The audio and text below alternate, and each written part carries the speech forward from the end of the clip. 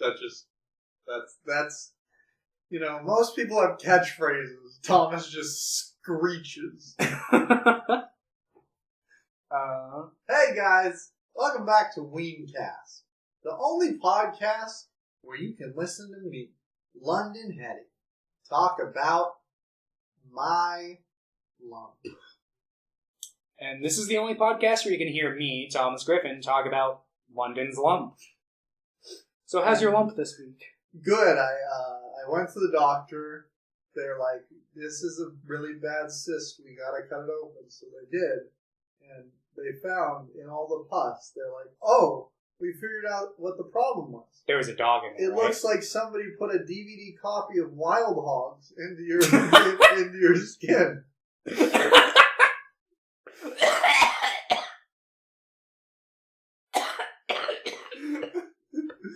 Are you okay? No. That joke was so funny, I died. LMAO. So yeah, today we're going to be talking about fucking creation of the humanoids and Under the Silver Lake. But before that, Thomas, any other good movies you watched this week? Anything? Any shows? Any games? What have you been up to? I rewatched Fright Night because I just got the Blu-ray for that. That was fun. I still like it now just as much as I ever have. I've got more gripes with it now than I did when I was like 12 years old, obviously, but a lot of it. Like, I hate the ending to the movie, which I'm not getting into, like, actual spoilers, but, like, the actual movie ends on, like, a fake, like, stapled on, like, kind of... Yeah, but that's just like little thing. Every fucking horror movie ever. But, like, outside of that, and the character of Ed, I had a few little gripes with. Was it his voice? When I watched it with my girlfriend, she fucking hated Ed just because she, like, hated how grating his voice was. Yeah, he's in another movie. It's like 976 Evil, or something like that. That's a great name. Yeah, it's about... I watched it when I was like 12. It's about a dude who, like... God, I don't even fucking remember. He, like, calls a evil number or something like that, and he ends up, like, turning... Ooh. He basically plays evil Ed in the movie, because he's, like, a kid who gets bullied, and then he ends up becoming, like, this, like, demon. What the fuck? It's directed by Robert Englund. Oh, huh. In one of the 2 films he's directed. I know it had a sequel. I remember not liking it very much, and that was when I was 12, so I probably really wouldn't like it now. Or you love it. Yeah. I've had movies that I hated when I was younger, but I love now. But typically those are movies that I thought were boring when I was younger. I didn't think that this movie was boring. I thought it was just bad. But I watched... It's from the writer of A Knight's Tale. No. Great movie. But I watched Fright Night, and then I rewatched the first Child's Play and the second Child's Play, and I got about halfway through the third Child's Play. And I just... Like, I'm shutting this shit off. I just couldn't... I think the third one, out of what I've seen, might be my least favorite. And I've only seen the first 5, and the 5th one's really bad. But the 5th one... Is it, like, fun bad? Or, like, enjoyable bad, at least? A little bit. This movie, like, the third one's just, like, really generic. And it was just really grating to watch. Like, I was not having I watched a fun the time. remake. Oh, yeah? What'd you think? Bad. Yeah, It wasn't, like, terrible, though. It was just kind of bad. Like, I like Mark Hamill in it. Yeah. I think he's actually a pretty good voice, but it's just fucking dumb. Yeah, I'm not. And they keep the arc where it's like, we're not gonna believe the kid, and it's just like, I fucking hate that. Why would you remake a movie and just and have so many different elements, but keep this plot line?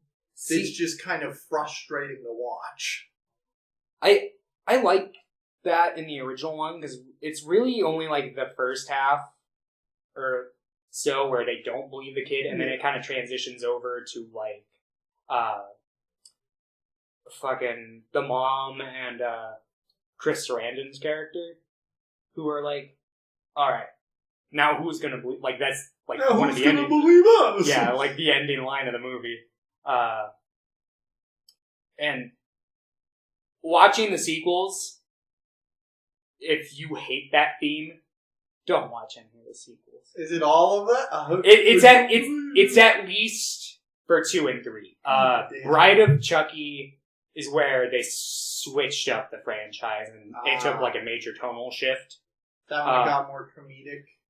Yeah, that's when it got more like they basically became way more self-aware. It's where you see like the famous like Chucky with like the stitches. Yeah. But yeah, the third one was bad, and the second one is not very good either. Although the whole climax scene to the second one, like the final confrontation, is I like that in the second one. I'd say that's probably the second one's like saving grace, and the reason why it's probably well remembered out of like some of the other sequels. Because they're all shit.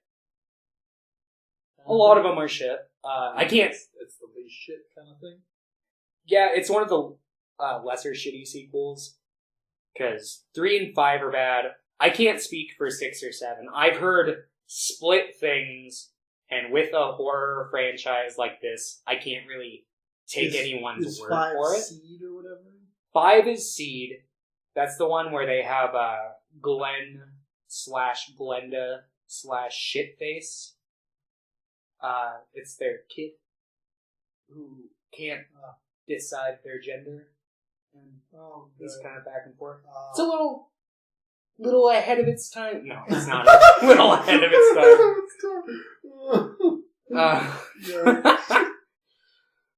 But trans icon Glenda. If I remember, I think John Waters is in the 5th one now. If I remember correctly, Is Divine? No, I don't think so. Oh. Okay. I realized that when I saw Child's Play, I saw 5 movies that day in theaters, and 3 of them were about sentient toys. Because I fucking watched Annabelle Comes Home, Toy Story 4, and Child's Play. Oh god, how was Toy Story 4? I really enjoyed it. Like, I'm not the biggest fan personally. Like, I'm not the biggest fan of the first movie. Yeah. I've probably watched it the most, and the more I watched it, the more it's just like, kind of just becomes worse for me. Yeah. And I think 2's good, and I think I really like 3, and I really enjoyed 4. Really enjoyed it. I think that Forky as a character is actually really great. Yeah, I'll probably see it once it hits DVD. Yeah. I've never been one to like rush and see a Pixar movie in theaters. Oh my god! I need to see Toy Story 4. I want to see Woody's bare ass. I think what came out first, Little Nemo or The Incredibles? Finding Nemo or The Incredibles? Finding Nemo. Maybe.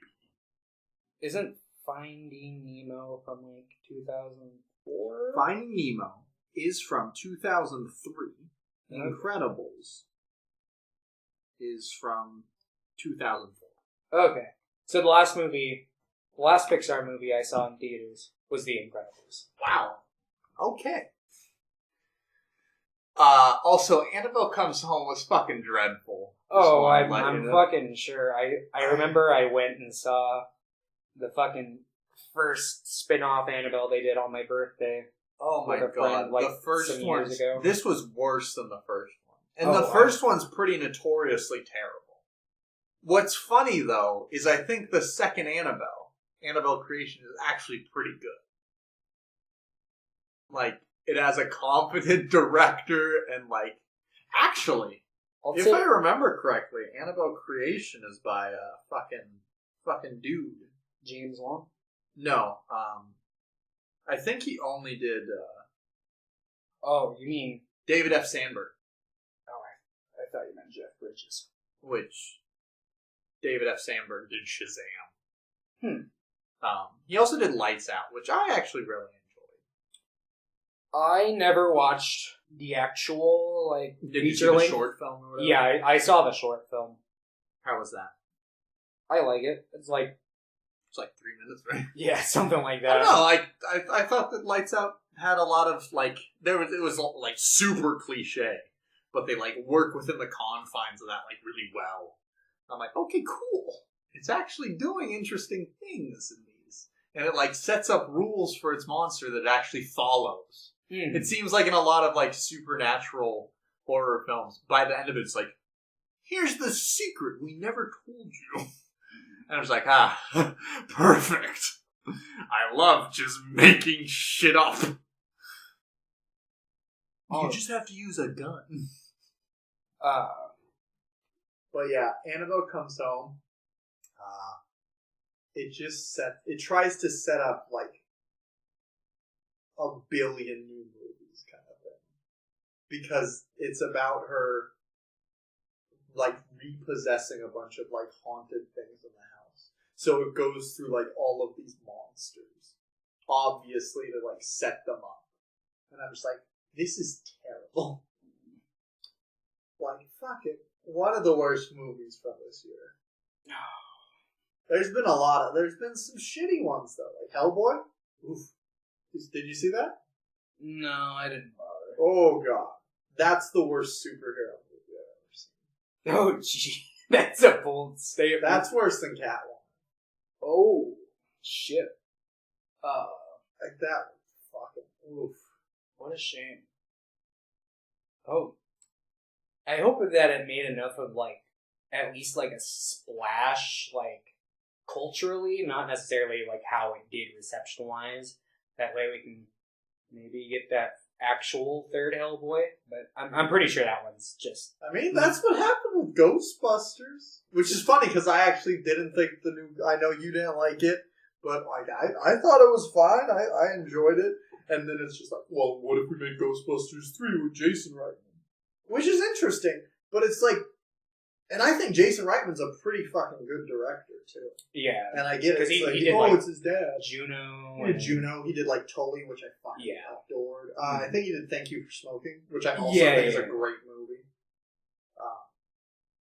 But, fuck. So maybe it's just like Guillermo del Toro's like, hey, I'm gonna make Hellboy 3 now.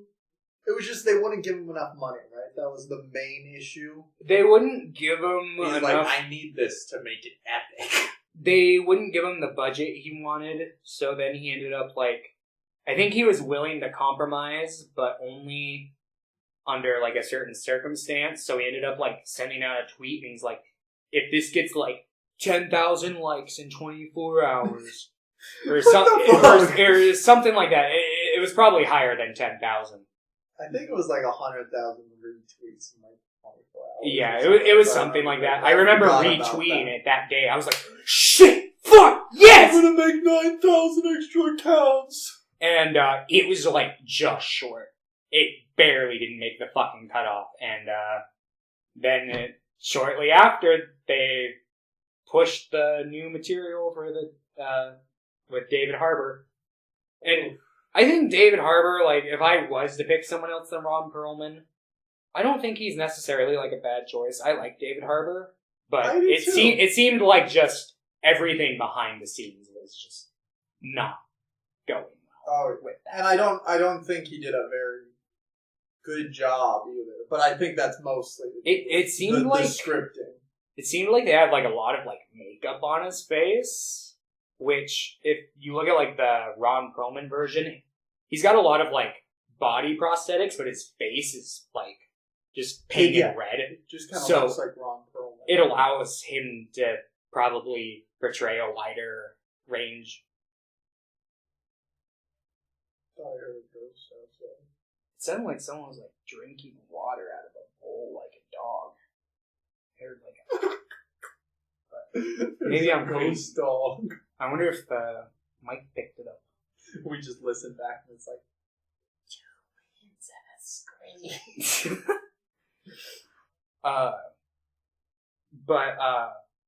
Yeah, it seemed like he was, like, every trailer I saw, I was like, oof. I remember the first trailer, I was like, this was fucking awful. But the second trailer, I'm like, I mean, it still looked bad, but it didn't look awful, I guess. And I'm like, nope, it was fucking awful. Yeah. And I don't like to judge CG necessarily on the trailer, because usually there's still a bunch of work to be done, and studios just are like, no, we gotta push out a trailer right now. Yeah. So I'm like, maybe it'll look better, and I'm like, somehow this looked worse. Yeah. Oh, yeah, but God, yeah, I watched a lot of shit. But then I saw Spider-Man, and I saw Toy Story 4, which I really enjoyed both. Without spoiling. On the thumb scale of 1 to 2 thumbs up or down, Spider-Man Far From Home. Because I haven't seen it. I'm seeing it, like, right after. So 2... So, like, 2 thumbs you could up just tell. would be You like could just tell me your, like, overall. I gave it like a 7. Okay, that's what I like gave Homecoming. So that's pretty much what I was expecting. That's what I most of the I have MCU more issues with this Spider-Man movie than I do with like most Spider-Man movies. Okay, that's interesting because But I think the performances that are like fucking top notch. See, I've got some issues with the general, like, kind of direction I've kind of noticed this Peter Parker is going versus what I like from Peter Parker. But I'll hold my reservations until I actually see the movie, and we can maybe do, like, a talk on it, like, next episode. We can do, like, make sure you watch both after credits scenes, everybody. And as soon as you watch them, I need you to message me later today. Oh, okay. Yeah. So what's your film idea? Okay. So, oh god, where do I begin? So basically, it takes place in, like, this future, maybe not future, just different timeline. I don't fucking know. A world where the, like, foster care system and stuff like that is pretty much abolished, and instead of kids going to, like, people who want money, or people who are... They still have, like, people who are willing to adopt them, but, like, for the mass majority of kids who go unadopted, they, like, basically make these big apartment complexes with 2-bedroom apartments, and basically, like, anywhere from 1 to 3 kids will be, like, tossed into an apartment, and they'll have 2 robot parents. And basically, this one focuses on, like, a trio of kids, and the robot parents, like, have a malfunction where one of them kind of becomes the favorite, and they, like, just horribly treat the other 2, and there are, like, social workers who, like, come in and, like, check on the kids, make sure that they seem like they're developing correctly, not having any, like, big issues, or coming across, like, anything, like, maybe they're, like, bipolar or schizophrenic or stuff like that would need more attention. And, yeah, basically you're just generic movie where the parents, you know, pick the one kid. I've thought of, like, all sorts of different ideas, because technically it's only, like, kids who live in these apartments. That maybe there's, like, a groundskeeper or something who's, like, a real person to make sure Groundskeeper.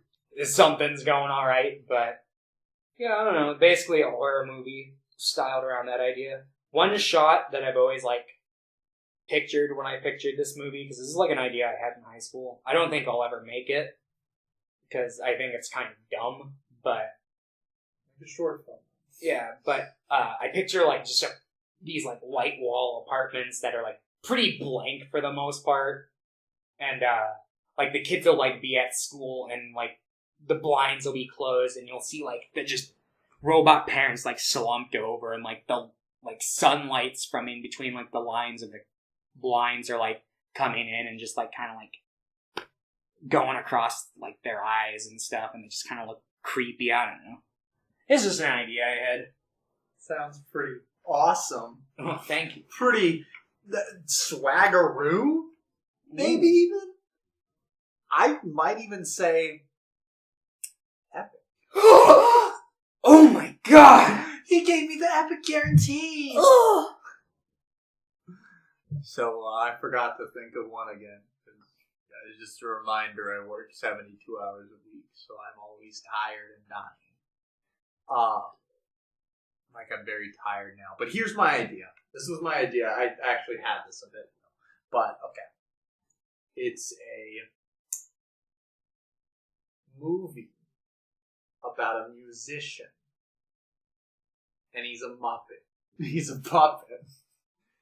Wait, is he a puppet or a Muppet? Oh, he's a puppet, because it's Muppets, like, have to be, like, Jim Henson things, pretty much.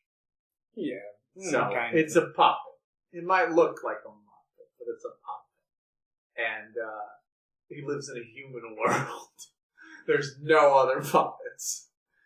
Because I've always liked the idea of films, like, just with, like, one puppet character, or the other way around, of, like, just one human character.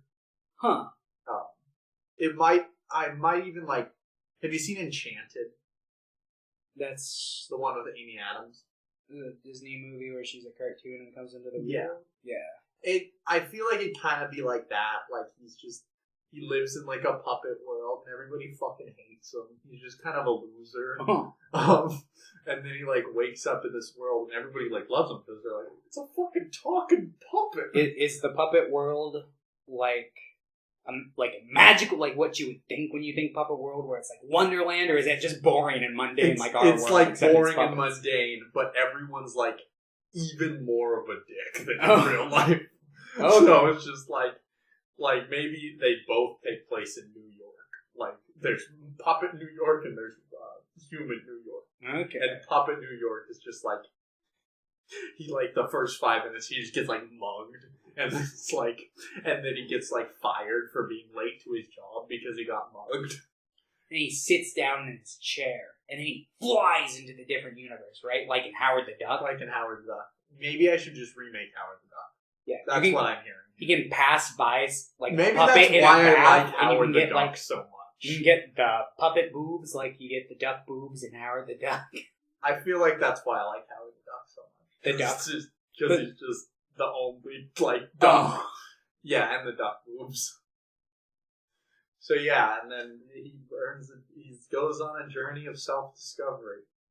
And then he's like, do you want to go back to your world? And he's like, oh, fuck that, what the fuck? And they're like, but haven't you learned anything about yourself? He's like, yeah, but I don't want to fucking go back there, it's shitty. What if?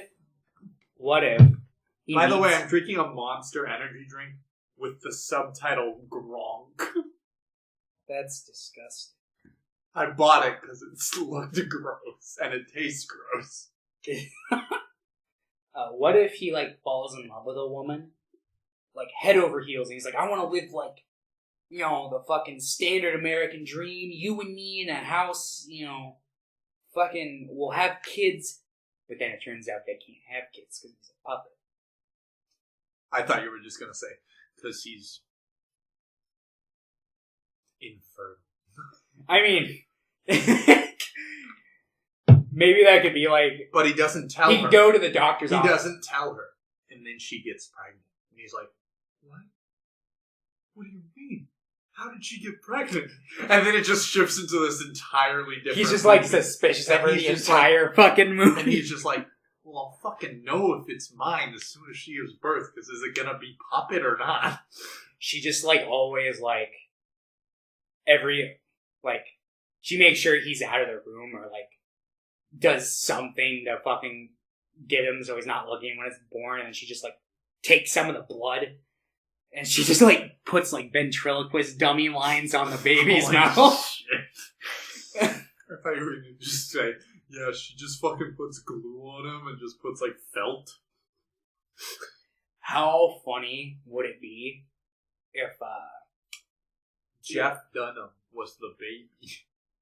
No, but I'll take what you just said and I'll add it to mine and I'll mix it up. What if,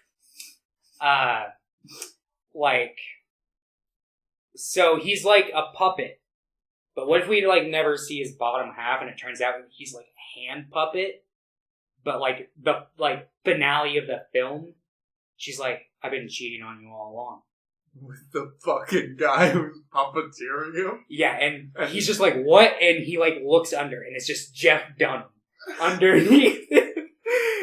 He's like, yeah! But have this whole movie be relatively bleak and intense and non-comedic at all, and then it just ends like that. Oh, that would piss off so many people, but it'd be so funny. Oh my. Alright, so that was my idea. Yeah, you want to start? Since Yeah, so we're continuing on our thing of starting with the classic film. So my film was Creation of the Humanoids, which came out 1962 by a guy named fucking Naruto. No, what's his name? I want to say Barry. Yeah, Wesley Barry. And I feel very similar things to this movie and how I feel about Under the Silver Lake. Not that they're similar movies, just my feelings are very similar. But I don't know, I liked the movie. I enjoyed it.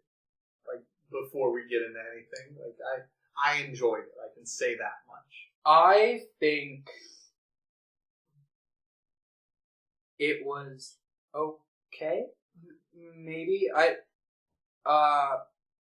see, I have a hard time with this movie because I was looking it up because I was trying to pinpoint without diving too deep into it. This is a very Philip K. Dick type movie where it very much focuses on human consciousness and AI and stuff like that.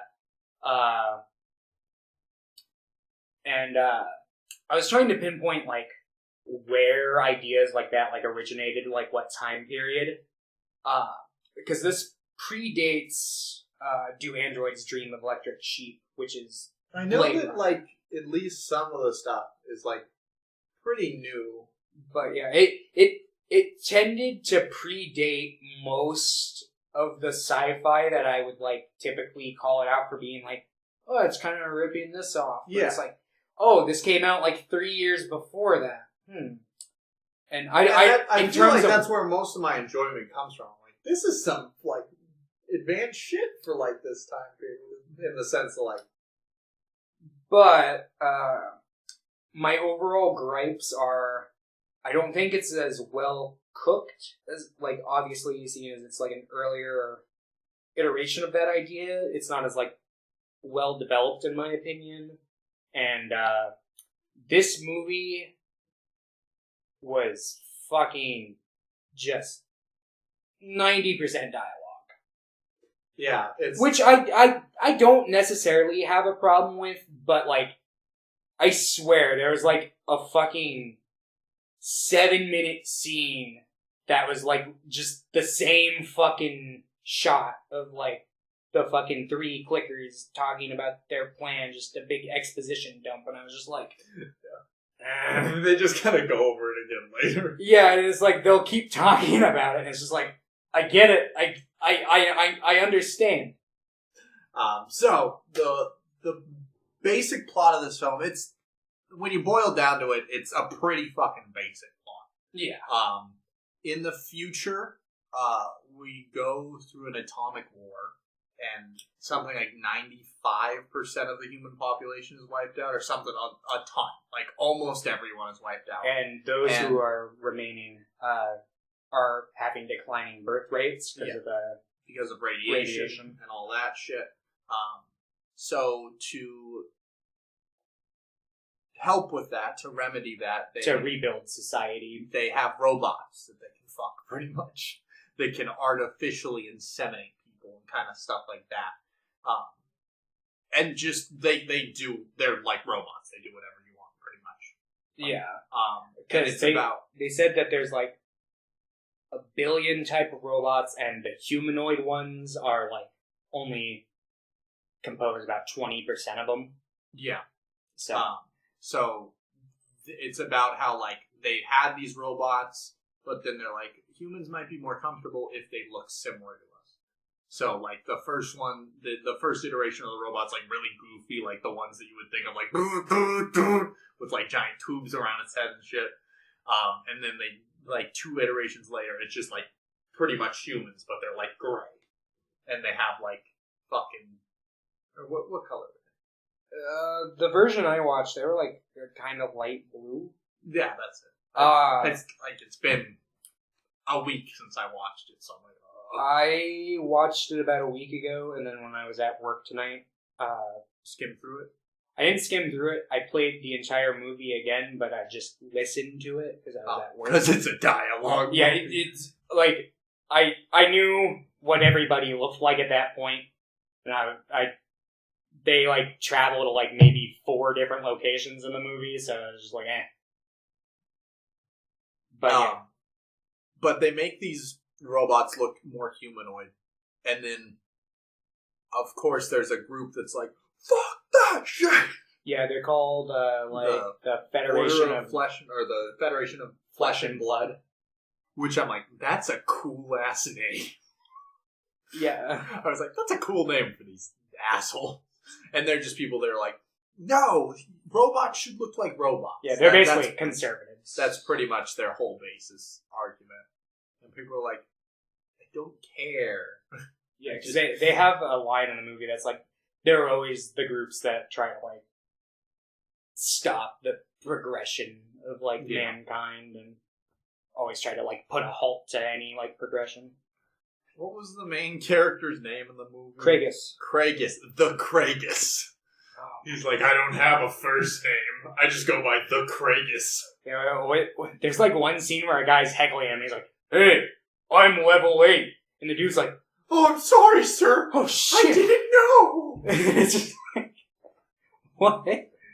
But it's like in Spy Kids when Junie's like level 2 access. And they're like, "Oh, sorry, sir." Speaking of Spy Kids, they also have the humanoid Spy Kids in that movie. They do.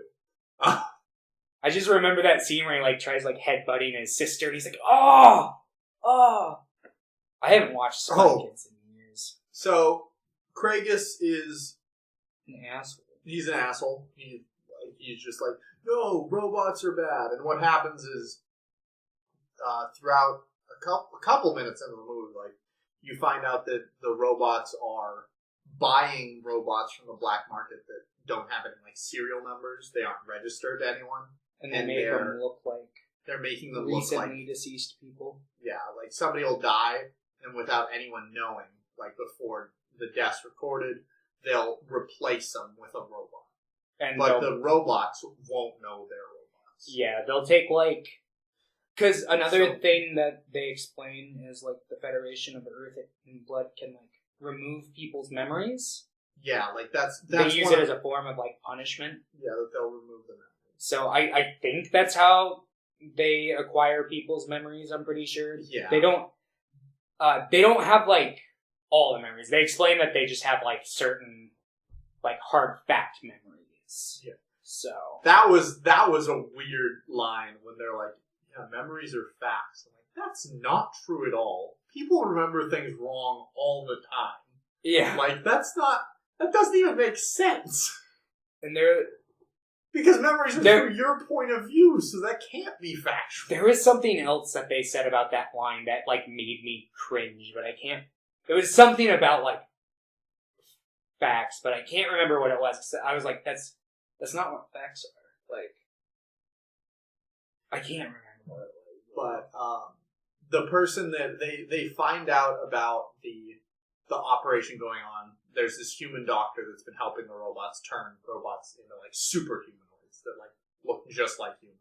Yeah, and they basically and they order the robot to like kill him, and to kill the human to like hide him, or to. Is this like spoiler territory? Because this is like halfway through the movie. Yeah, we're in spoilers. Okay. I know that's. I don't like. This is a short movie. Yeah, it's only 75 minutes, so that's why I was kind of fine with the dialogue. Like it went. I don't think the film was like it didn't feel very slow Because the film begins with like that little like introduction where they basically explain like the lore of the world, and then there's like just like bombs going off and Yeah. like this ethereal choir like singing, it's like Russian, which I actually really like the soundtrack for the opening credits. yeah, Like so we're like. Ooh, and I was like, ooh! Like, I like the intro a lot. Like, just bombs going off and just, like, this weird, like, choir. Just like, ooh! yeah. And then basically it's the scene where they walk past Kragus and he's like, dude, let me see your codes or whatever. And then he comes across the woman whose name I can't remember, Maxine. Who becomes more relevant later in the movie. And let me just say this. Bad character. I did not like her. I thought, that first scene, I'm like, That- hey, maybe this actually will be a good Yeah, because that character. first scene, it's like, oh, okay, they established this about that character. And then the next scene she's in, it's like, oh, nope, they just...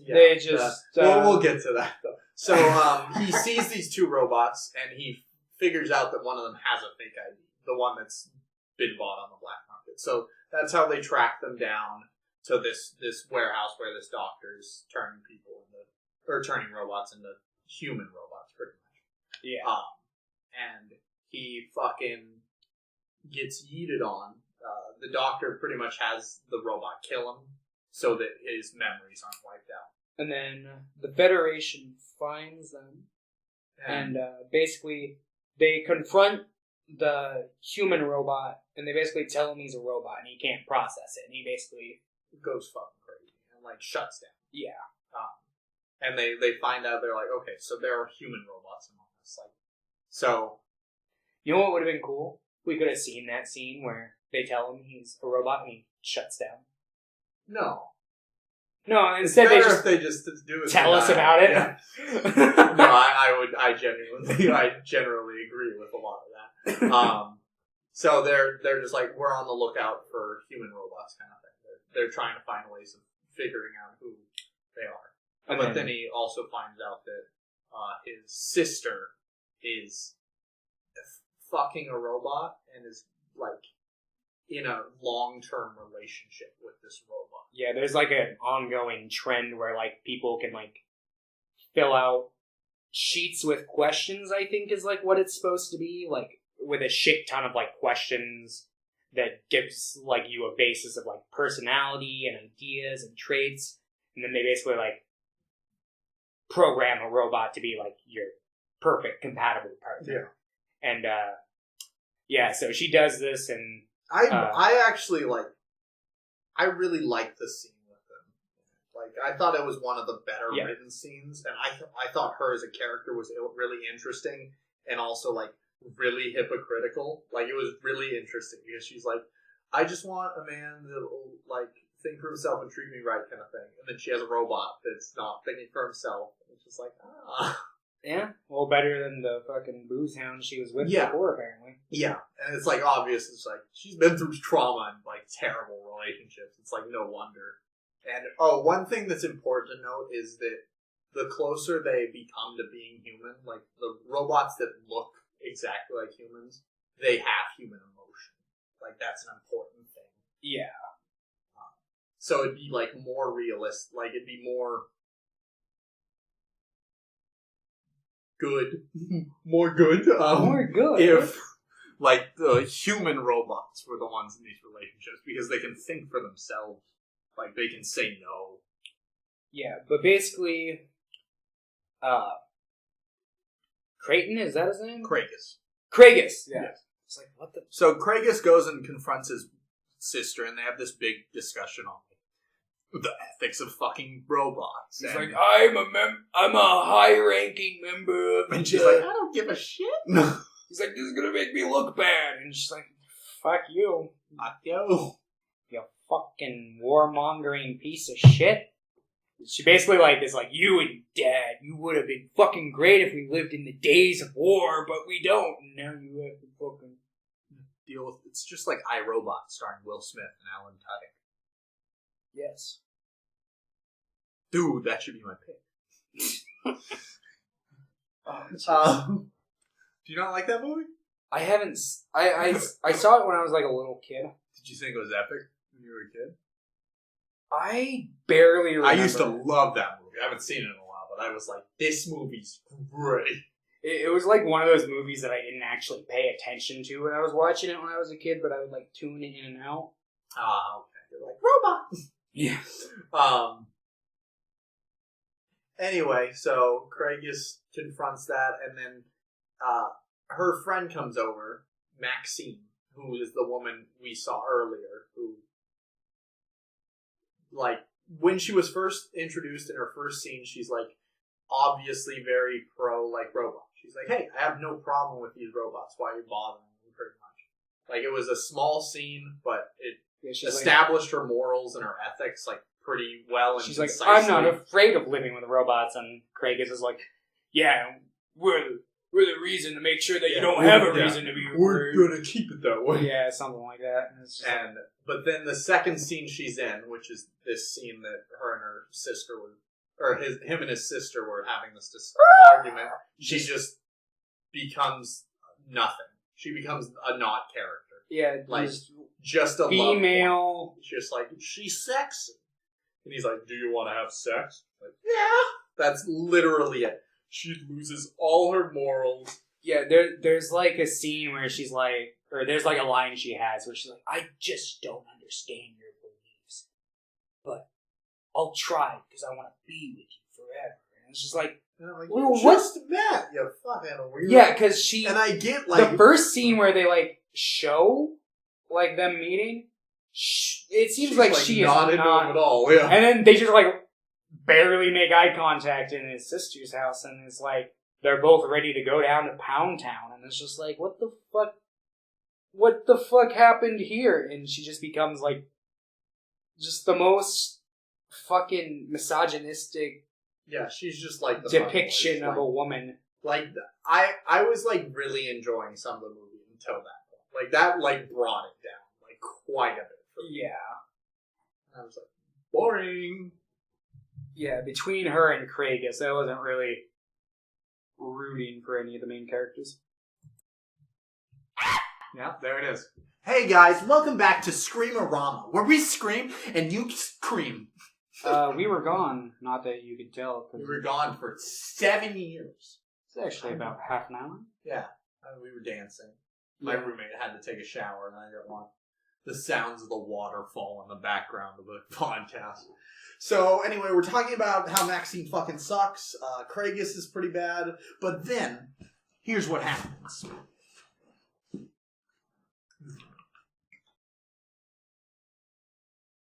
They're robots. Yeah, pretty much. That's about the next thing that really happens. Yeah, it's revealed that they're both robots. Yeah, they both go for a walk where they basically like confess their love and express, "Oh, we want to be together," and then basically, I think they said that there's only 26 like human, like almost human robots. There were 6. The dude who they made in the beginning was their 16th because they say something like, "We've got 6 women and 10 men" or something like that. So like and they're like, I think, oh yeah, the robot that's fucking his sister just starts like laughing. Yeah, after they leave, and she's like, "What's so funny?" He's like, "I'm not gonna tell you." Yeah, he's like, "Sorry, it's hard to control my sense of humor circuit. It's a lot harder to control than the pain one." And she's like, "What's so funny?" And he's like, "Oh, it's the funniest form of comedy that you guys have. Irony. But I can't tell you why." And she's just like, "Well, fuck you then." Okay. So it turns out that both of them died and are robots. Yeah. And I'm like, I was expecting Craigus to be a robot. Like, I'm like, this is what's gonna happen. I wasn't expecting both of them. I'm like, that's pretty funny. The second they were, like, falling all up, I knew it was the both of them. But, like, based off the first scene, I wouldn't have guessed that Maxine was a robot. But, yeah, because they're walking, they confess their love to each other, and the humanoids basically come out and they're like, come with us. And then they take him back to the lair where they basically, like, interview him in an unconscious form. And they talk about it, and they're basically like, oh, this is weird. We've never had, like, two of the robots interact. Like, just what a coincidence that they came across each other and began to, like, spark. And I guess that kind of makes sense, but her character's a robot in the beginning, too? Yeah, there was a point where I'm like, well, maybe she wasn't a robot at that time, but I'm like, literally only like a day has passed. Yeah. Like, I doubt that, because we would have seen her die. Like I'm like, it's impossible that she was not, like, she was a robot. And they basically, after they shut him off from their little interview, one of the humanoids is like, I want to try an experiment. They seem different from the other ones. They've had more time to process. They've talked to each other. Let's just tell them they're robots. Yeah. And they do. And they're basically like, hey, remember when you were, like, taking a bath a week ago? And she's like, oh, yeah. He's like, you died. Hey, remember when you were over here a week ago? Yeah. You died. He's like, oh, I guess I did. It's just like, it works out better. And the doctor from the beginning comes out, and he's now like a robot. And he's young because he requested. Yeah, he's young. That guy's forehead is gigantic. By the way, I'm just like, this guy looks like a Crash Bandicoot villain. He's in other stuff. I think he's in some Star Trek episode. He looks like a character. I've definitely seen him in something before. I'm actually, now that I've said that, I'm fairly certain he is in Star Trek somewhere. And then the movie just kind of ends. They're like, well, now they're like, we're gonna keep making robot humans. Yeah, that's pretty much it. The amount of, like, humanoids, like, officially outnumber humans. Which, that whole concept didn't make sense to me in the first place, because they say that there's over, like, 1 billion robots, and like, 95% of humanity was wiped out, and then they had, like, declining birth rates. So that doesn't seem like there'd be, like, 1 billion of them left, but I don't know. Yeah, there's... some of the statistics in the film don't really line up, but I'm like, well, it's the future, so maybe there's a bunch more people, and they're like, almost like, wait, no, that still doesn't make sense. And they figure out that, like, they had found a way to, like, reproduce right at that. And that's how the film pretty much ended. Being like, robots are now going to reproduce by themselves. Like, robots are taking over. Next step in evolution. And I mean, there are some really interesting questions that arise from this film, just from the dialogue and the ideas that are presented. Like, hey, if you're in a robot body, like, what makes you human? Is the soul? And he's like, he still believes in God and stuff. And he's like, well, does that mean that the existence of the soul is all in belief and stuff? And it's like these are interesting questions. And I think most of the things that I enjoy in the film are the things that it tries to do. I mean, like, some of the stuff it does succeed at, but then others, like, just kind of fails. And I think that's mostly from some pretty fucking awful acting.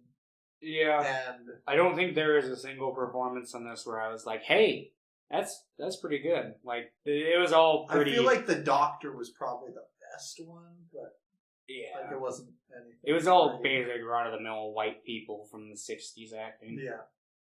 And the first time I watched this, I had no idea that Kragus wasn't the first, like... Because there's the robot that they, like, make before. I thought that was Kragus when I first watched the movie, because, you know, 60s and 50s, you know, all white dudes had the same fucking haircut. A lot of the time, too, which I thought was fun. Yeah. Robots. Well, fun fact about the film. Are you familiar with Andy Warhol? This was apparently, like, his favorite film. That's really interesting. At least, like, one of, like, his later exhibits in life, like, had the caption, like, based on his favorite film, like, Creation of the Humanoids or some shit. And I'm like, this is a movie that Andy Warhol would love. Huh. Interesting. I know that there was like a novel called Humanoids, but according to what I read about it, it has like nothing to do with the film.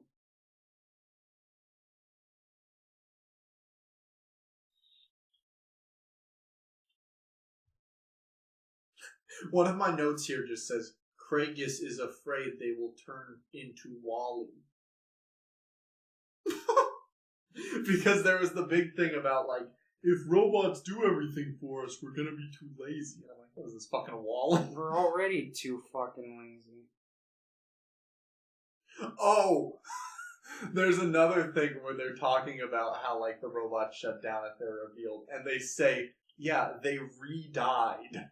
Like, they re-died. I don't remember that line, but that's fucking terrible. Oh my god. Yep. And then this says Maxine is the worst.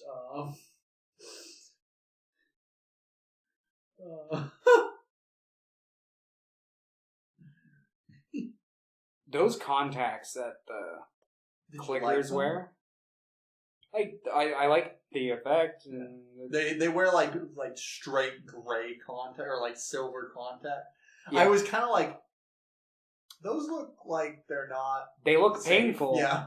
Because, well, contacts back then, like, for movie sets and shit, like, were... Like, I know when they filmed the first Evil Dead, which was years and years after this. Not years and years. 20 years. But Was the Evil Dead 182? They filmed it in the late 70s, but it was distributed in, like, 81. But when they made that movie, the contacts that they used basically blinded the actors. Like, they couldn't see at all when they wore those, like, white contact lenses. Yeah, so, like... And apparently they fucking hurt a lot. So I was a little like, are they okay? Yeah, because I was, like, looking into the eyes of one of them, because they, like, always have that, like, fucking, like, double chin, just, like, painful smile on their face, and they've got, like, these bloodshot silver eyes. Blue skin. It's an interesting look. Yeah, like I'd say the that look itself was not like super, but I do like the eyes a lot. Yeah, it's probably like what I could see being like the most like iconic thing about this movie would be the clickers designs. Yeah, I could see some like culty B movie poster with like a trio of them like on the top, and then like Creighton and Maxine like. Not running, because there's like no scenes of action in this movie, really. I feel like I enjoyed the movie, but it like... And it was so dialogue heavy, which I thought was fine, but like, it didn't have enough campiness to it to really be like a fun movie. So then it's just kind of dense, and a lot of it is just like ideas that don't really work all that well. Mm-hmm. But I still enjoyed the film overall. But it had a lot of problems. What did you give the movie, Thomas? I give it a 4. A 4. I gave it a 6. Our average today is a 5 out of 10. Remember, if you wanted to watch it and you didn't get a chance to, it is on YouTube. And the quality's pretty good. Quality on the version I watched was absolute shite, but there's like 6 different uploads. Why didn't you use the one I linked you?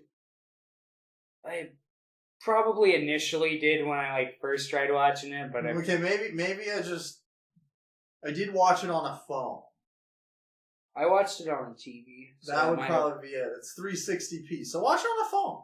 Yeah, it'll look a lot better if you do. Just because I was somewhere like Under the Silver Lake, I watched on a computer because I had it. Like, but I was somewhere. David Lynch is like screaming. David Lynch, watch media wherever you want to watch it. Okay, oldie.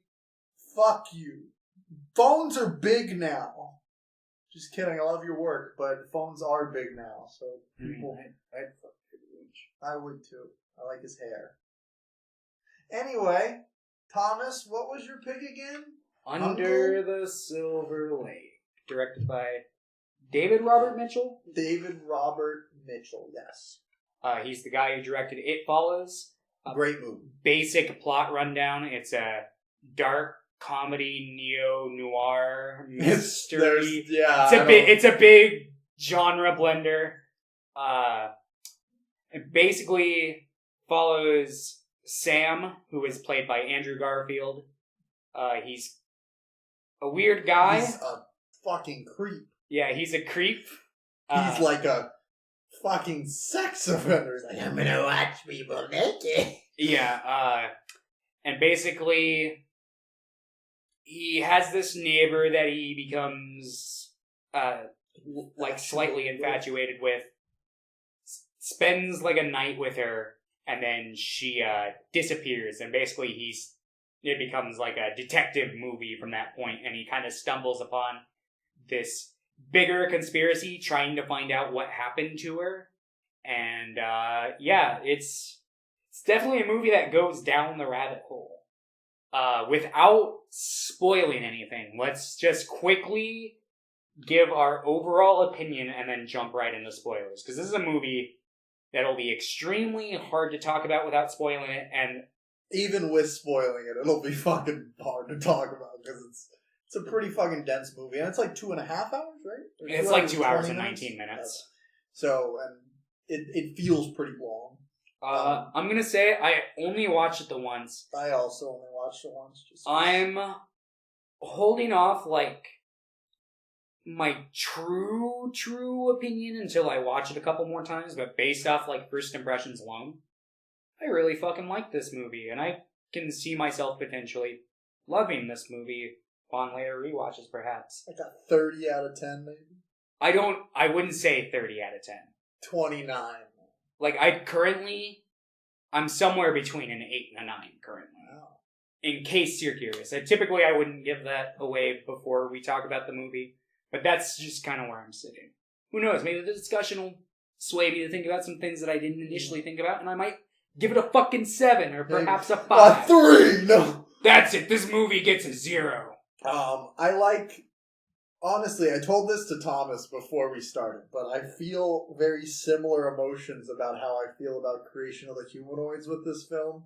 I feel like I really like the themes, and I like a lot of, like, sequences in the film, but I also have a lot of problems with some of the things that we'll get into, so I enjoyed it, but only just. Alright, spoilers! Spoilers, guys. Andrew Garfield is a fucking creep. I already said that. Okay, so... okay, plot rundown. Okay. Here, hold on. I took notes so I can get us a certain amount of the way with some pretty detailed notes. Let's see how bad my notes are. I have, let's see. Okay. Oh yeah, so I thought this film was going to take place in the 70s off the opening shot because it begins in that coffee shop in the girls. But it's modern day. It's actually not.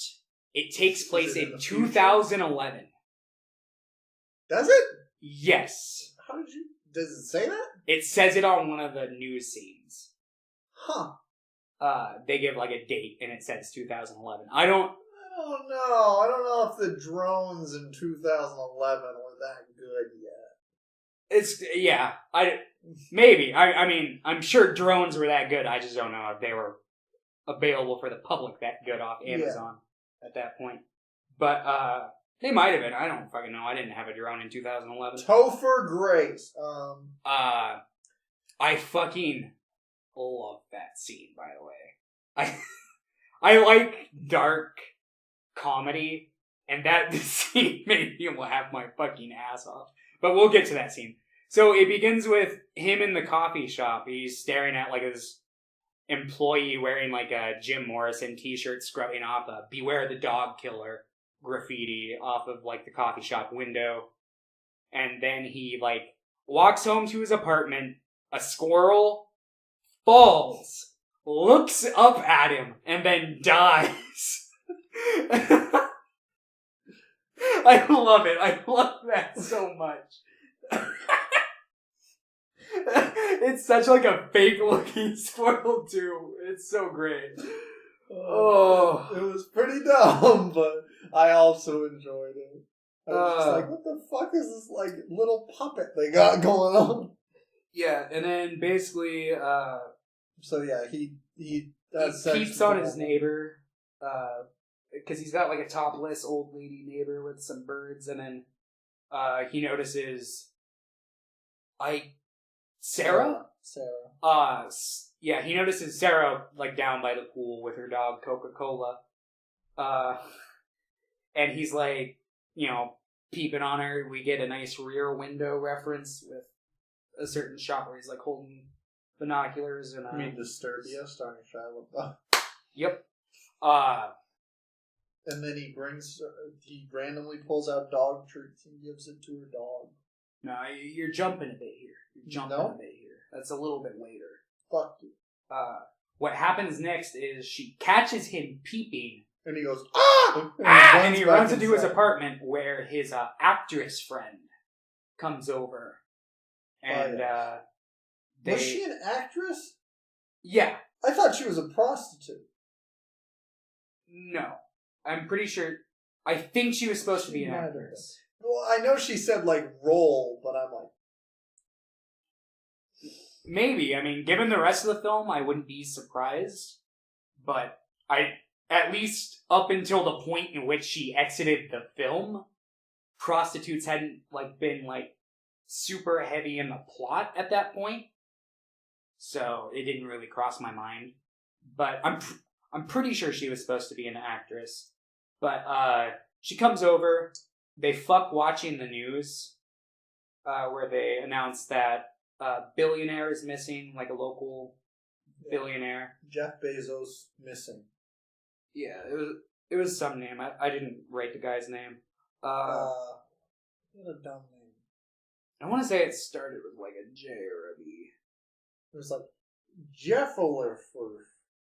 Yeah, but they talk about the first time... billionaire mogul.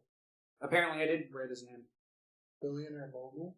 Well, I wrote one of his name. Mogul is his name. Mogul's not a name. Is it not? Fuck, I don't... Mogul's I'm a mogul. I don't know. Unless his name was Mogul, which is amazing. Jefferson Sevens. Oh, my bad. I'm just a dumbass.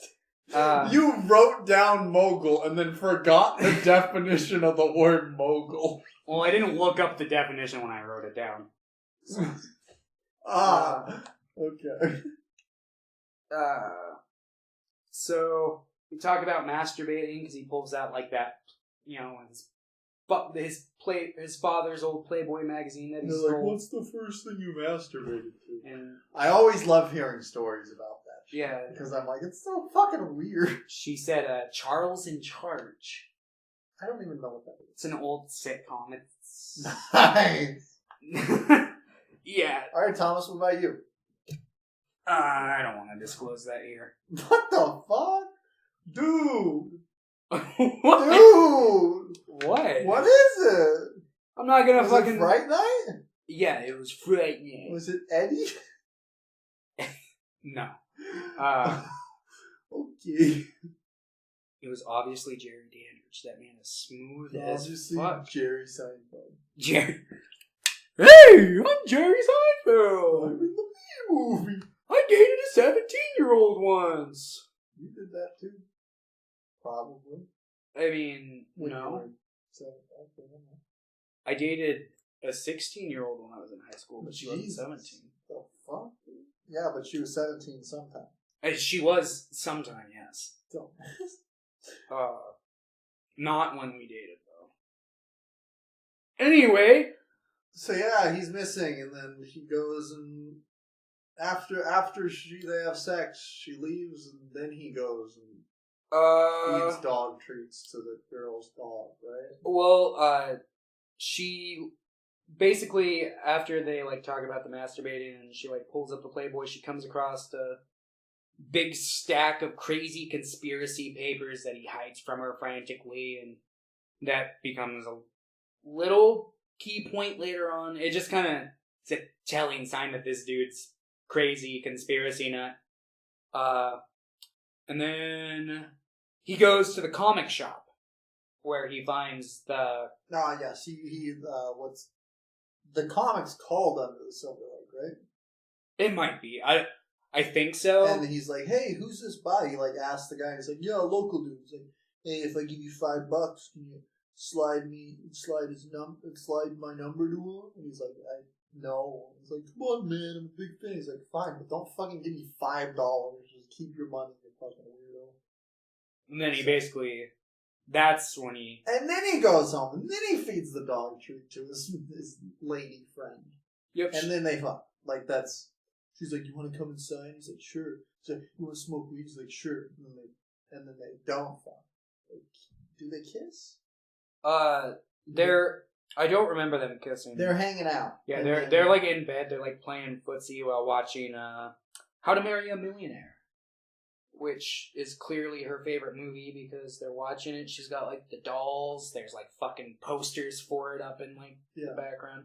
Speaking of which, his Sam's apartment is like caked in like classic posters. This movie's like packed to the brim with like old film references, which I really liked. That was one of the things that I really liked about this movie. Oh, there's a scene.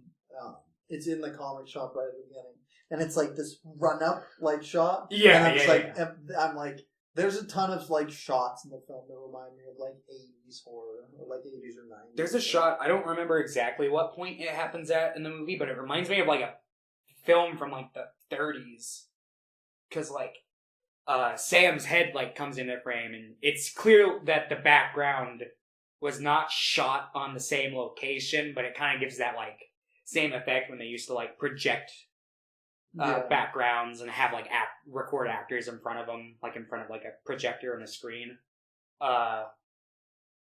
So yeah, that was cool. Like I liked a lot of like the cool throwbacks to like old movies and like old directors. There was lots of like Hitchcock references, and like the show was great. The film teetered on some like pretty like, at points it reminded me of like David Lynch. At other points it kind of, not like a whole lot, but kind of reminded me of Holy Mountain. Like I was gonna say it reminded me. The last half definitely reminded me of Holy Mountain a lot. Yeah, it's like just there's a lot of Jodorowsky like influences, at least from what I saw. Yeah, this is just like a big like just fucking mix of a bunch of different like great directors and movies, but yeah, basically she has some friends who arrive, and they're like, "Oh, time," and she's like, "Okay, we gotta go," but yeah, and she starts acting like, "Do you want to go to a bar?" And she's like, "No, we'll come back tomorrow afternoon." He's like, "Okay." There's a pirate there, and then he starts leaving, and there's a pirate. Yeah, he's like, "That's fucking weird." Because the friends announce like, "We brought a guy over for you," or something like that, and then he just goes to bed, right? And then, no, this is immediately after he leaves. It looks like he's going somewhere else, and this is the scene where the like group of like 12-year-olds are like going around. Oh shit! Yeah, cars. He's walking around and he like goes to his car, and it's like there's a dick drawn on it, with, and it's like keyed on. Yeah, and they like keyed the side of it, and it's a nice car. And he like goes to like the door, and there's like gum on the door. And he like just looks up the street, and there's like a group of 12-year-olds he sees them like keying other cars. So he goes stealthily up and beating the shit out of them. Yeah, he beats the shit out of one of them. He like just gut punches one other one, and then there's one like one who gets away, just fucking runs. But like 2 of them are on the ground, and this is the point where I was like, oof. This guy is not a good guy. I had my suspicions before, but that was the scene that, like, cemented that he's going to be going down some really dark paths in the movie. Which he does. No, I get it, because he's in the park that one scene, and there's not a lot of light. So it's a dark path. Yeah, there are lots of dark scenes. I was surprised, like, there were some scenes that I remember like being like, oh, this is like an effective like kind of horror scene where they like the atmosphere of like, dude, there is like a park scene, like the park scene where there's just people standing there. I was like, oh fuck, yeah. Or the owl woman, we'll get to that. Oh yeah, I was like, what the fuck. Yeah, let's see.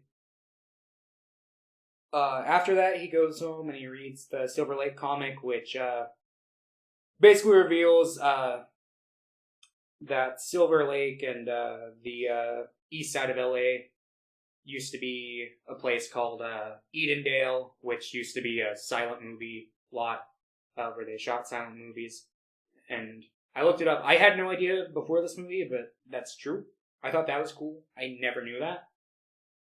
That's cool. I don't know much about, like, where things are shot. Deep LA history, No, I because feel it. I'm not from there.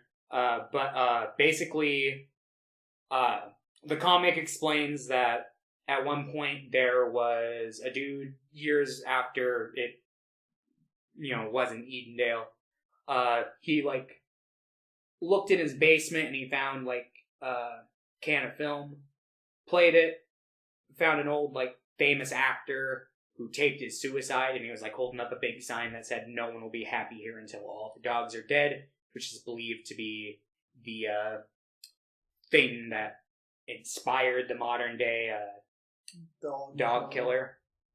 And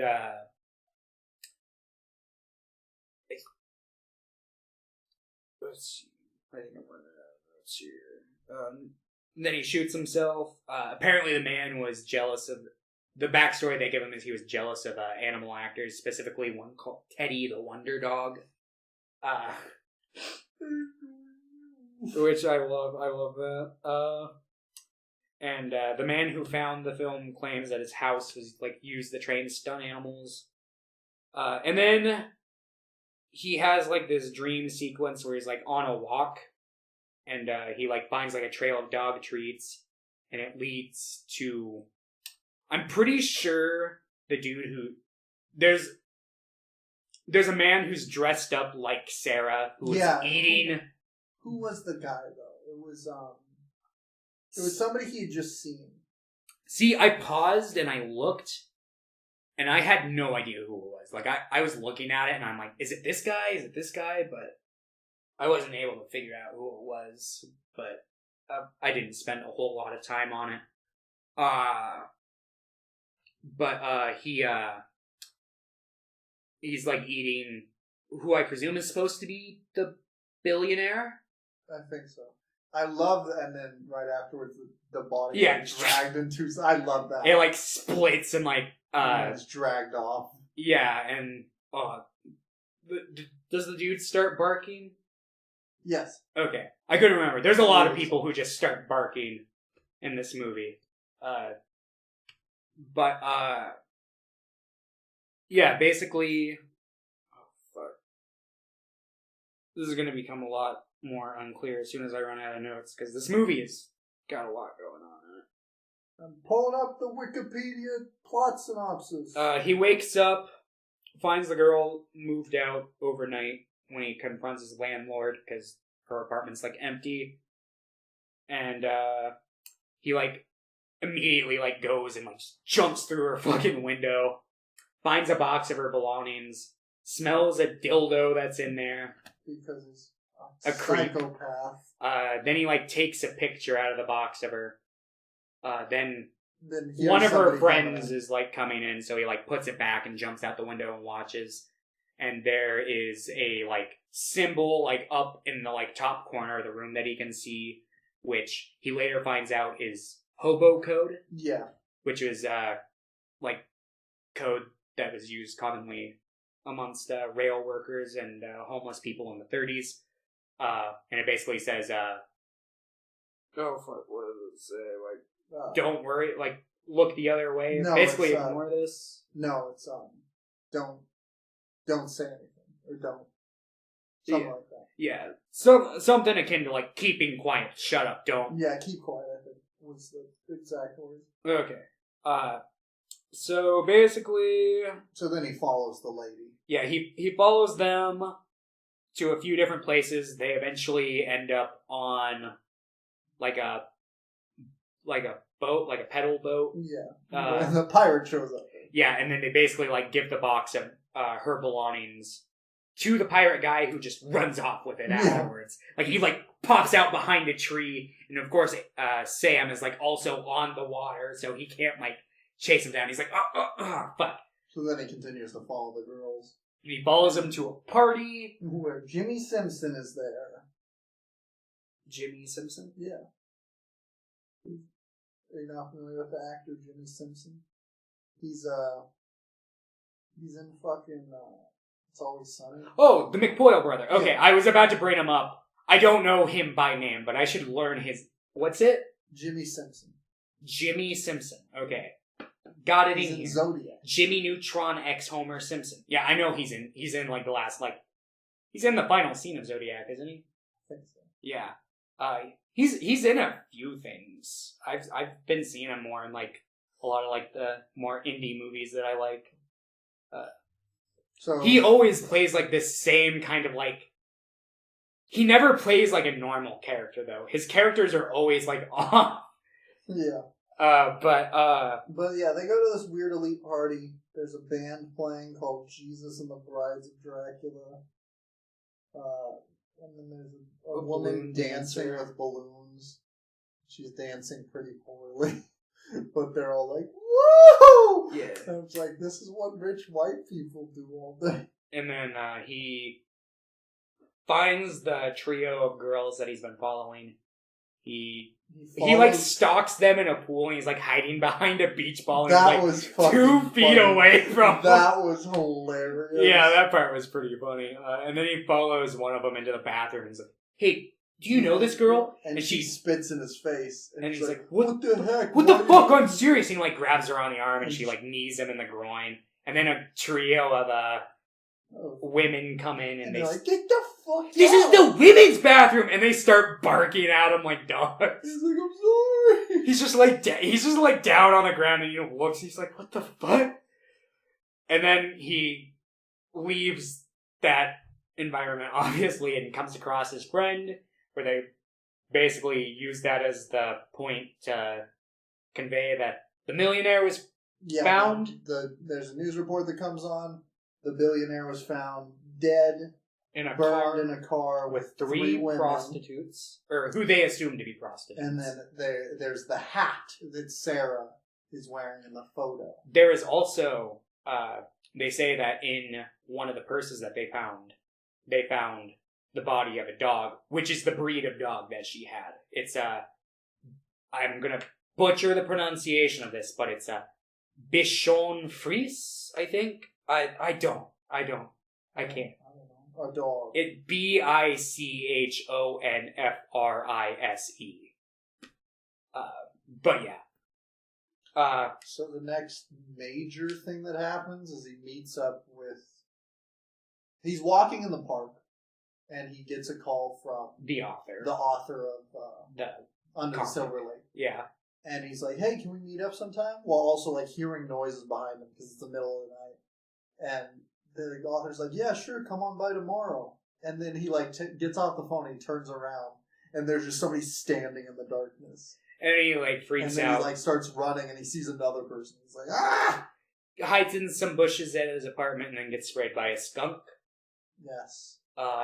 And then he sees the news report where he, like, holds up the picture and confirms that, like, it's Sarah's hat that was in the fire. That's where he, like, sees, like, he makes that connection. And then he has his actress / potential prostitute friend who, her name is Ricky something. She's going to be in the new Rian Johnson movie. But she is also in a TV show that I like called Garfunkel and Oates. Which is, it's like a Tenacious D, Flight of the Conchords kind of like duo comedy band that she does with what's that actress's name? Something Mikuchi? She's in Raising Hope. You might recognize. I don't know how into sitcoms you are. Have you watched Scrubs at all? I know she was on. She dated Teddy's character for like an episode on Scrubs, I think. I don't know. Oh, okay. Here, let me pull up a picture of just Garfunkel Notes. You'll recognize the actress when you see her, I'm sure. That's well, as you're doing that, but so yeah, they talk. He's trying to scrub himself clean. Oh, okay, I love her. Mm-hmm. She's great. It's a great show. She's a nerd. Watching. Fucking nerd. Yeah. So then he goes to the author's house the next day, Yeah, and he's got a shit ton of life masks on the wall. And I said, I don't care who the fuck you are. If you have life masks on your wall in your house, I'm leaving. I don't know. I thought about picking up a couple after seeing this movie. It's creepy. I think if they were death masks, it would be creepier. I don't see... Having, casts of people's faces just on your wall is at least a little I think the extent that he had, yes. But I think it'd be pretty cool to, if you, stumbled... let's say you're at, an auction or something and you stumble across, something, really old and cool. I'd be like, I'll get a fucking life mask. Masks are haunted, sorry. I'm just not going to go for a mask. Anyway, this guy's crazy. If you think that Andrew Garfield's character is into conspiracies and stuff, it's this guy's yeah, all my comics are real. The Owl Woman is after me. Yeah, and he goes on to tell a story about how, this woman who has, the face of an owl, or, she wears the face of an owl. I'm not... So she's a naked woman who wears a mask of a taxidermied owl. Yeah. And she murders people. Yeah, supposedly she's responsible for dozens of deaths in the LA basin, but none of them go reported by the mainstream media, and it's believed by the author that she is part of a long-standing American cult that has origins in trade and financing. It's the Illuminati. She's the Illuminati assassin. And yeah, so basically... And then he shows Andrew Garfield a little hidey hole he has. Yeah. Which is behind, a wall panel that he takes out. And it's, just this little crawl space with, security cameras hooked up all over his house and little TVs. And a box of cereal that was called, Space Stones or some shit. Yeah, and some box of cereal that has a map, and it's from the 50s or some shit. And he's I bought this from a rare collector, and I can tell that this has been the key, the answer to my life's work. And he's just even Andrew Garfield, who has been getting deeper and deeper down the conspiracy rabbit hole at this point, is and he's "Are you what? sure?" And he's yeah, this map, it's to scale. And I'm just what? Okay. It's a to scale map of LA. Yeah. And I'm just that's coming up later. It definitely does, but I'm just what the heck? So basically, after that point, this movie's so dense. We're only at the fucking 40-minute mark around this point. Yeah, the next, I mean... You want to just start kind of chopping it up and talking more lightly about it? The next thing that the big thing that happens is eventually the guy dies. The author dies and the police are it was a suicide. And Andrew Garfield's oh, okay. And instead of showing the police that there's security footage, he's okay, and then he sneaks in. Well, he's a conspiracy nut. He probably thinks that the police killed him. Which, so who knows, maybe. They were he sneaks in and he sees footage of this owl lady. Yeah. And, it's pretty good. It's a weird walk. Yeah, she notices the security cameras. She looks right at him. Yeah. And he's oh. So he takes the box of cereal, gets the fuck out of there. And then he's been trying to crack this code in this these songs by Jesus and the Bride of Dracula. Yeah, who is it that he hears from? Because it's not the balloon lady, but he hears from somebody that they've incorporated a secret message. Was it the prostitutes? No, I think it was the McPoyle brother, because he's I was. Because I remember thinking this line was really funny because he's I was talking to somebody and they said that the album has a message in it. And he's a secret message, and it's he said message, but, and he's yeah. So he's been trying to crack this code, and eventually he figures it out. It's based on the amount of syllables that are. He looks at the letters he looks at the number of letters in each word in the first song, I think, or like the title song. And he takes those letters, so he goes like 3, 4, 5, 3, 2, 1. And what he does is he'll look at the album like description or like the track listing, something like that. Or I think it's the about, like the bio for the band. And he like he looks at each of those letters. So he's like the third letter, and then he's like after that 5 letters after that, and he makes this big message that's like. I forget the actor's Rub name. on. But there's like a statue of Dean. Rub on Dean. Yeah. Rub Dean's head.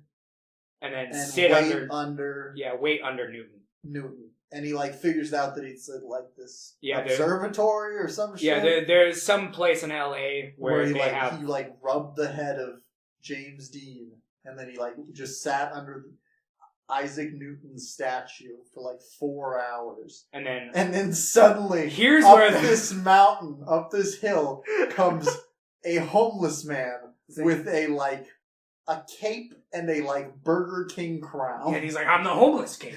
I'm the king of the homeless. He's like, follow me. And he blindfolds him. I'll take you where you've been looking to go. And he blindfolds him and leads Andrew Garfield to an underground bunker. To this underground cave system. And he's like, okay, keep going. He closes the door behind him. And Andrew Garfield just starts walking. And he finds this bunker. And he's like, oh. He's like, it's a bomb shelter. Yeah. Which becomes a... And then we find out crawling up, and he goes, and he comes out into a store. Yeah, it's like he comes behind the milk aisle of a grocery store. I'm gonna drink some milk. Yeah, he just steals some milk and drinks some. Which, I mean, to be fair, if I went through that, I probably wouldn't have gone for the milk because I'm lactose intolerant. And then throughout this the movie, he's heard these passing moments of mentions of this guy named the Songwriter. And he remembers that this prostitute slash actress that he had met had said something about a party at a songwriter's house. And when he confronted Jesus from Jesus and the Bride, there's a scene where he beats follows him in while he's taking a shit and beats the shit out of him. He's like, "Tell me about the ghost." He's like, "Dude, why are you beating me up?" And he's like, "I didn't even write to him." And he's like, "Well, then who did?" He's like, I don't know. Anonymous. They just said that they would break my record deal if I didn't, play these songs. Play the songs by the songwriter. He's like, the songwriter. And basically the idea is every hit song has been written by... Yeah, he finds this gated community that the balloon girl led him to. Or one of the three. He goes back to the prostitute because he had met a couple of prostitutes who were in this indie film because he's at a screening. He meets them. They're with this dude and this Native American. I fucking hated that guy. He was the fucking worst. I saw him and I'm like, he's with the pirate. I know he is. And then they get into a limo with the pirate. And then they had been leaning on the grave of Hitchcock. Yeah. And he later, there's a scene where he's jerking off and he comes across an ad that has the 2 girls from the movie in it, and he calls and requests one of the girls where she tells him about the party. And then at that point where he beats up the dude from Jesus Christ and the Bride of Dracula, he immediately exits. He goes up to the prostitute. He's like, "Hey, you want to take me to that big stone house that you were telling me about?" She's like, "Sure." And then her other prostitute friend, and the balloon lady all accompany him to just the fence. And then he just starts climbing up. He's like, "Bye." And they're like, "Well, bye." And he just walks into this house, and there's just a guy at the piano going, "Yes, come here." And he's just playing the piano. And I loved this scene. I loved it. This is the scene where I'm not entirely sure how I felt about it. I think I loved the execution at least. The way that this songwriter was telling this weird story about it. He's like, "I've made all of the hit songs for the past 40 years. And he's playing and talking and he's changing up each song. I wrote this, I wrote this, I wrote this, I wrote this. I don't know. The way he was playing and how fluid it was. of the changing of the songs I really just enjoyed. There's a part where he starts talking, he's like, every song you ever know, and it's playing like Where Is My Mind? And he's like, I wrote everything you are. And it's just like, there's like one point, because he's like playing songs like all the way back from like the 50s, and I swear there's a part where he starts playing Ode to Joy. It's like, how old is this guy? Is he supposed to be immortal? And then he's like, you aren't supposed to be here, pretty much. Like the message wasn't meant for you. The code wasn't for you. And Andrew Garfield's like, fuck you. Yeah, and then, basically the dude starts making fun of Kurt Cobain, who is... We see like a Nirvana poster like over his bed when he's fucking his friend, like in like the second scene of the movie. And here we are. The Playboy album is kind of reminiscent of is Nevermind the album with the baby who's swimming? Yeah, that's kind of reminiscent of that. And basically, yeah, he ends up getting angry with this guy because the dude's like, you're not worthy! And then he like smashes his fucking face in with the guitar. Well, there's like a gun battle. Yeah, like, well, this guy's like trying to shoot him, and Andrew Garfield's like hiding behind all these instruments, and then he like pulls out another gun, and Andrew Garfield like grabs a guitar and fucking smashes his face in, and just keeps doing it, and like his face gets all cratered in. I love that effect. Did it bother you that the actor for the old man was clearly not an old man, or at least not that old? Like he was wearing makeup. No, because I don't know. Like it just kind of added to like the fantastical element. I agree. I agree with you there, because I'm like, this guy's not. I feel like he's not supposed to be like real. Like he's supposed to be like, I'm immortal, or like I'm ungodly old, that I don't even look real anymore. So I was fine with it. Yeah. Because then this is about the point where I started like really enjoying the movie, I think. Because it got more like fantastical. Yeah.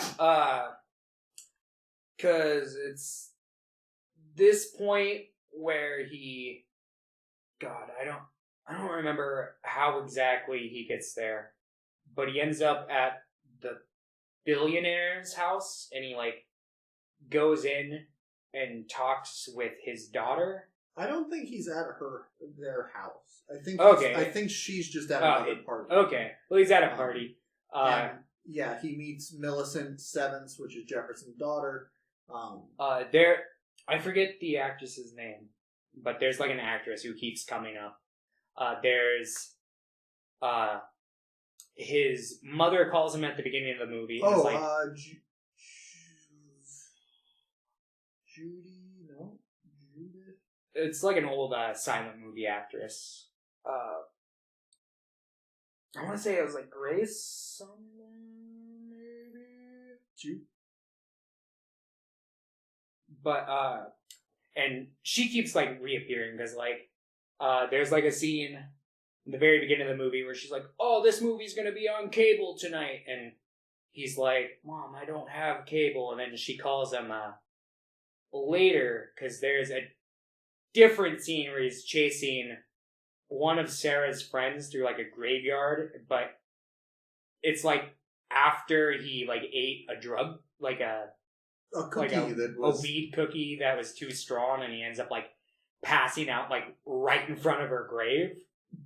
And he wakes up to a call from his mother who's like, I taped that movie for you and I'm sending it to you. Do you have a VCR? He's like, yeah, I've got a VCR. She's like, I just feel this special connection to her. Is that weird? He's like, no, it's not weird, Mom.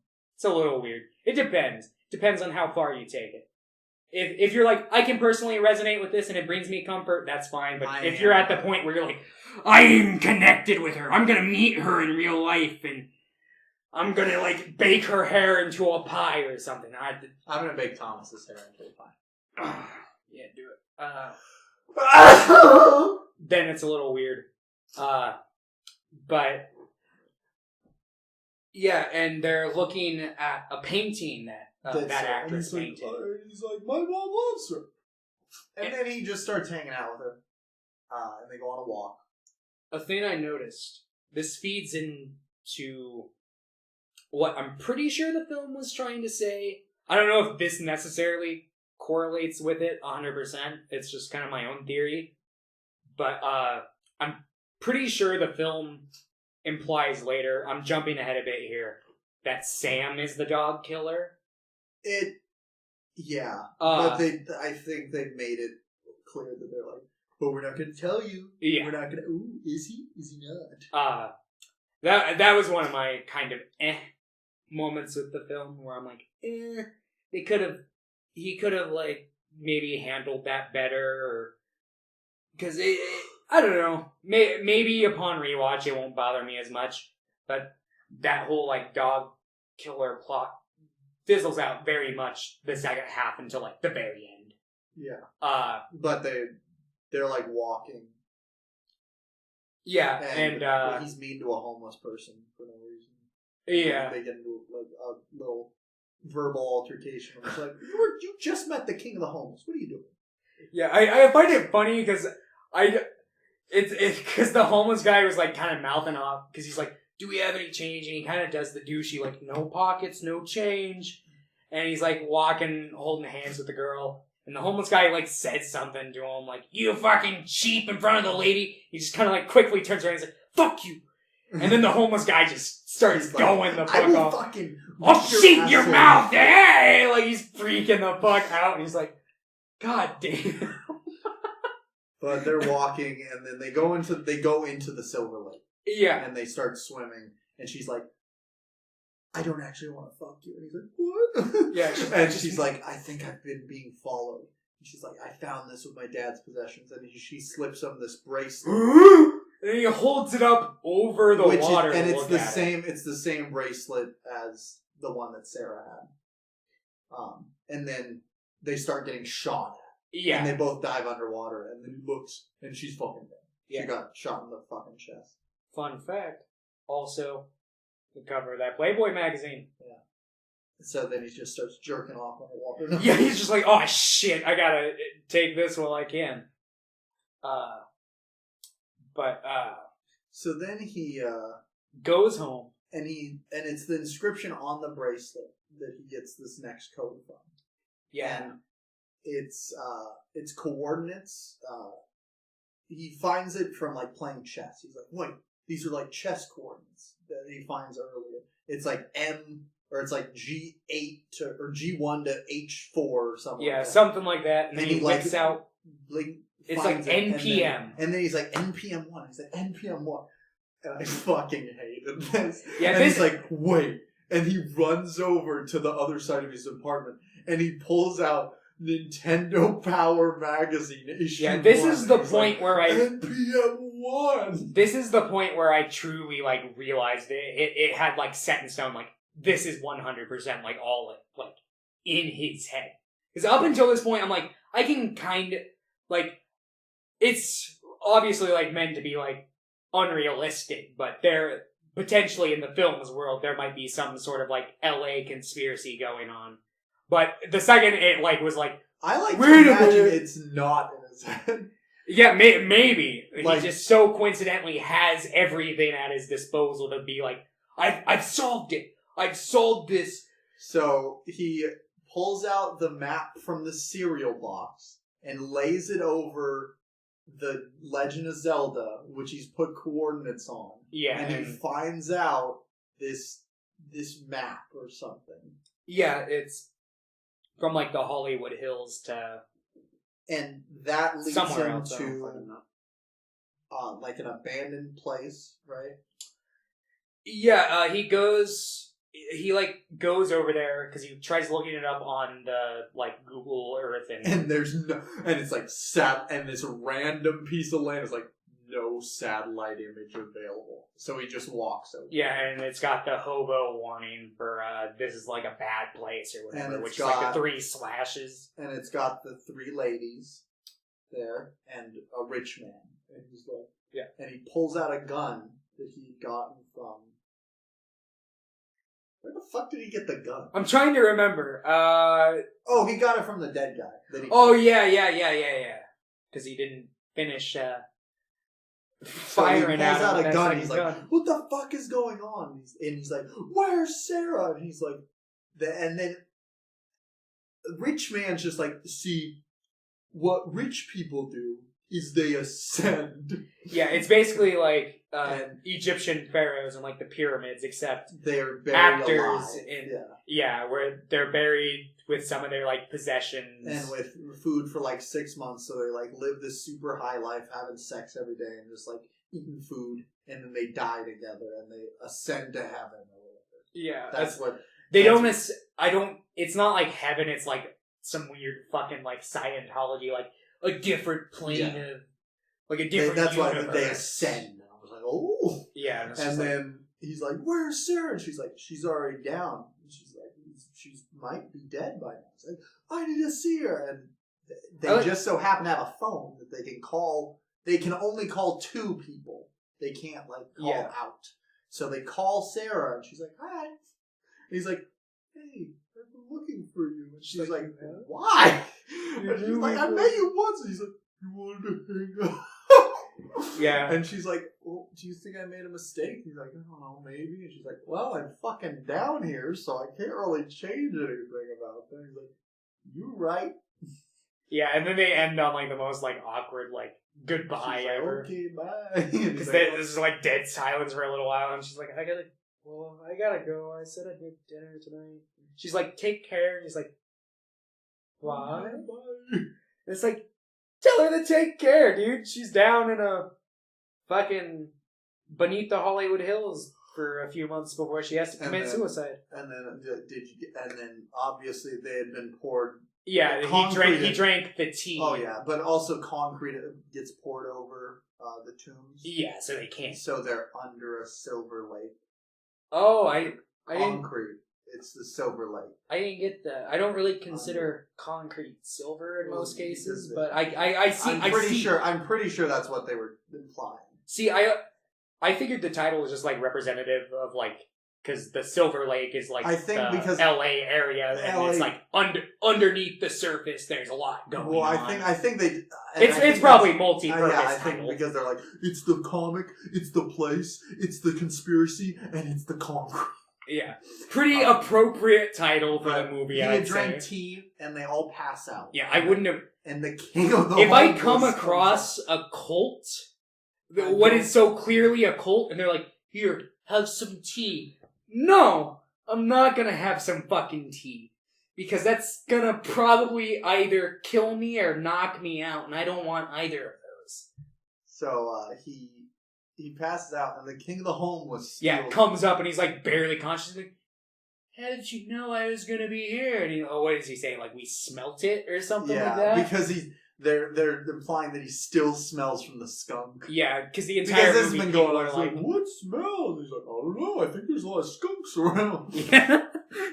And he basically and then wakes up. He wakes up tied to a chair with like chains. And the homeless guy's like, "Did you do it?" And he pulls out these dog treats, implying that he's the dog killer. And Andrew Garfield's like, "No, I just carry around dog treats because my girlfriend broke up with me and she had a dog and I missed them." That's another, I won't say necessarily an issue, but a thing that, like, just on the first watch, I was like, I wish they would have maybe dived in, because she's in the movie once.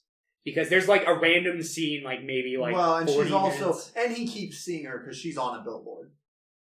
I only remember him seeing the billboard twice. The first time, before he runs into her at that party, where it's like, I can see clearly now, and I thought that was just meant to be like, oh, he's, in the conspiracy. I think he saw it twice before And then- he ran into her. And then he saw And it then one more time. when And it they're was being putting up claimed the- over by a clown. Yeah. It's like, clown check. They're getting you hyped for It Chapter 2. Yeah, she's the villain. But yeah, there's like a scene where like I forget which party it's at. I think it's at the one. It's where he meets Millicent, I think. Which one was Millicent? That's the daughter. Oh yeah. I think it was that one. Where she like, because it's like, yeah, because it's right after he kills the guy, because he's still got some of the blood on his fucking shirt. And she like grabs him by the arm, and he's like, "Oh shit!" And she's like, "My husband or fiance, whatever. I don't fucking remember." And he's like, "Oh, congratulations!" And it's really awkward, and they eventually split up, or they go like back to whatever they were fucking doing at the party. And yeah, at the end, it's basically revealed that like this is like his big relationship that he had that like broke him up, and she used to have a dog. He carries the dog treats on him in case she decides to take him back. That way, you know, he can get the dog some dog treats to scratch behind its ear. And he also brings up the fact that he was like bitten by his like aunt's terrier when he was a kid or something like that. Yeah. So just, like the last scene is just like trying to imply that he's the dog killer, which I think there was enough like I had already the kind film of picked up on that in the first 20 minutes. I think that like the implication, I think it's just kind of a bad scene. I'm just like, I don't think it's needed. Like the implication's there, and if you're not gonna like prove it or you're not gonna like do anything with it, I don't really think going like, guys, you might be the dog killer again, does anything except. Fuck. I'm not seeing Spider-Man today. You're not seeing Spider-Man today. You're right. I just looked at the time and saw that it's going to start in 4 minutes. I'm like, oh, oops. Maybe we'll be done in like 10 minutes. You can make it before trailers are done. Yeah. Anyway. I'll go see it. Some other time. Okay. And that's the end of the movie, you know? Like, there are things that happen. There's a scene where the owl lady comes into his house. Yeah. That's before, like, his landlord and cop tries she, like, breaks in. Like, there's, like, a window's broken, and he's, like, looking for her, and she, like, crawls out of the cupboard. But basically, the homeless king, like, decides to let him go, and he's like, are you gonna kill me? He's like, I don't know yet. Maybe. So he leaves. He goes back to his apartment for, like, a minute or so, and then he ends up... he goes and fucks the woman. Yeah, the old bird lady who likes to... There's been a bird that's been, like, saying this, like, word, like, the entire film. And, like, nobody knows what it is. And he asks her finally. And she's like, I don't know. And I'm like, God damn it. Yeah. And I'm like, I thought it was going to be something. And I was like, fuck you. But yeah. And then it ends with the fucking landlord coming and being like, what the fuck is this shit? Yeah, he's basically, Andrew Garfield's just kind of watching him from this. And I'm just like, what is Andrew Garfield going to do now? He's like, it's open to interpretation because the film ends right there. Yeah. And yeah, so there are other things that happen in the film, like the owl lady visits his apartment, and I'm just like, this is either in his head or he just forgot that she was there. We also didn't, aside from like the beginning when we brought it up, very. I don't know if we were recording when we were talking about this. Topher Grace? Yeah, Topher Grace is in the movie. Yeah, Topher Grace is in it. Honestly, I kind of fucking hated this scene. His character didn't really feel too necessary. I like the ideas he was spouting out about how like there's no more like mysteries left in the world, like back in...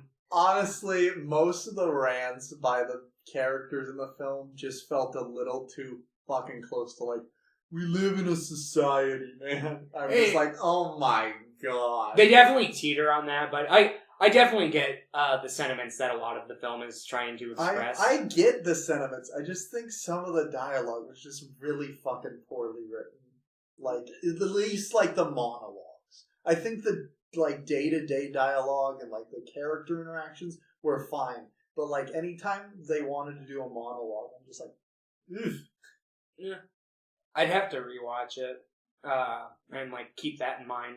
But the one scene I want to talk about is the scene where they're hanging out and he's got a drone. He's like, this drone's like the sickest. And I thought the drone was like going to come into play later. Like you might use it to do some like investigating or something from like a safe distance. But no, it's just in this one scene and he's like, basically he's I need to go watch this woman. Yeah, he's like, there's this woman who lives over here. She should be like a Victoria's Secret model or something like that, or a lingerie model.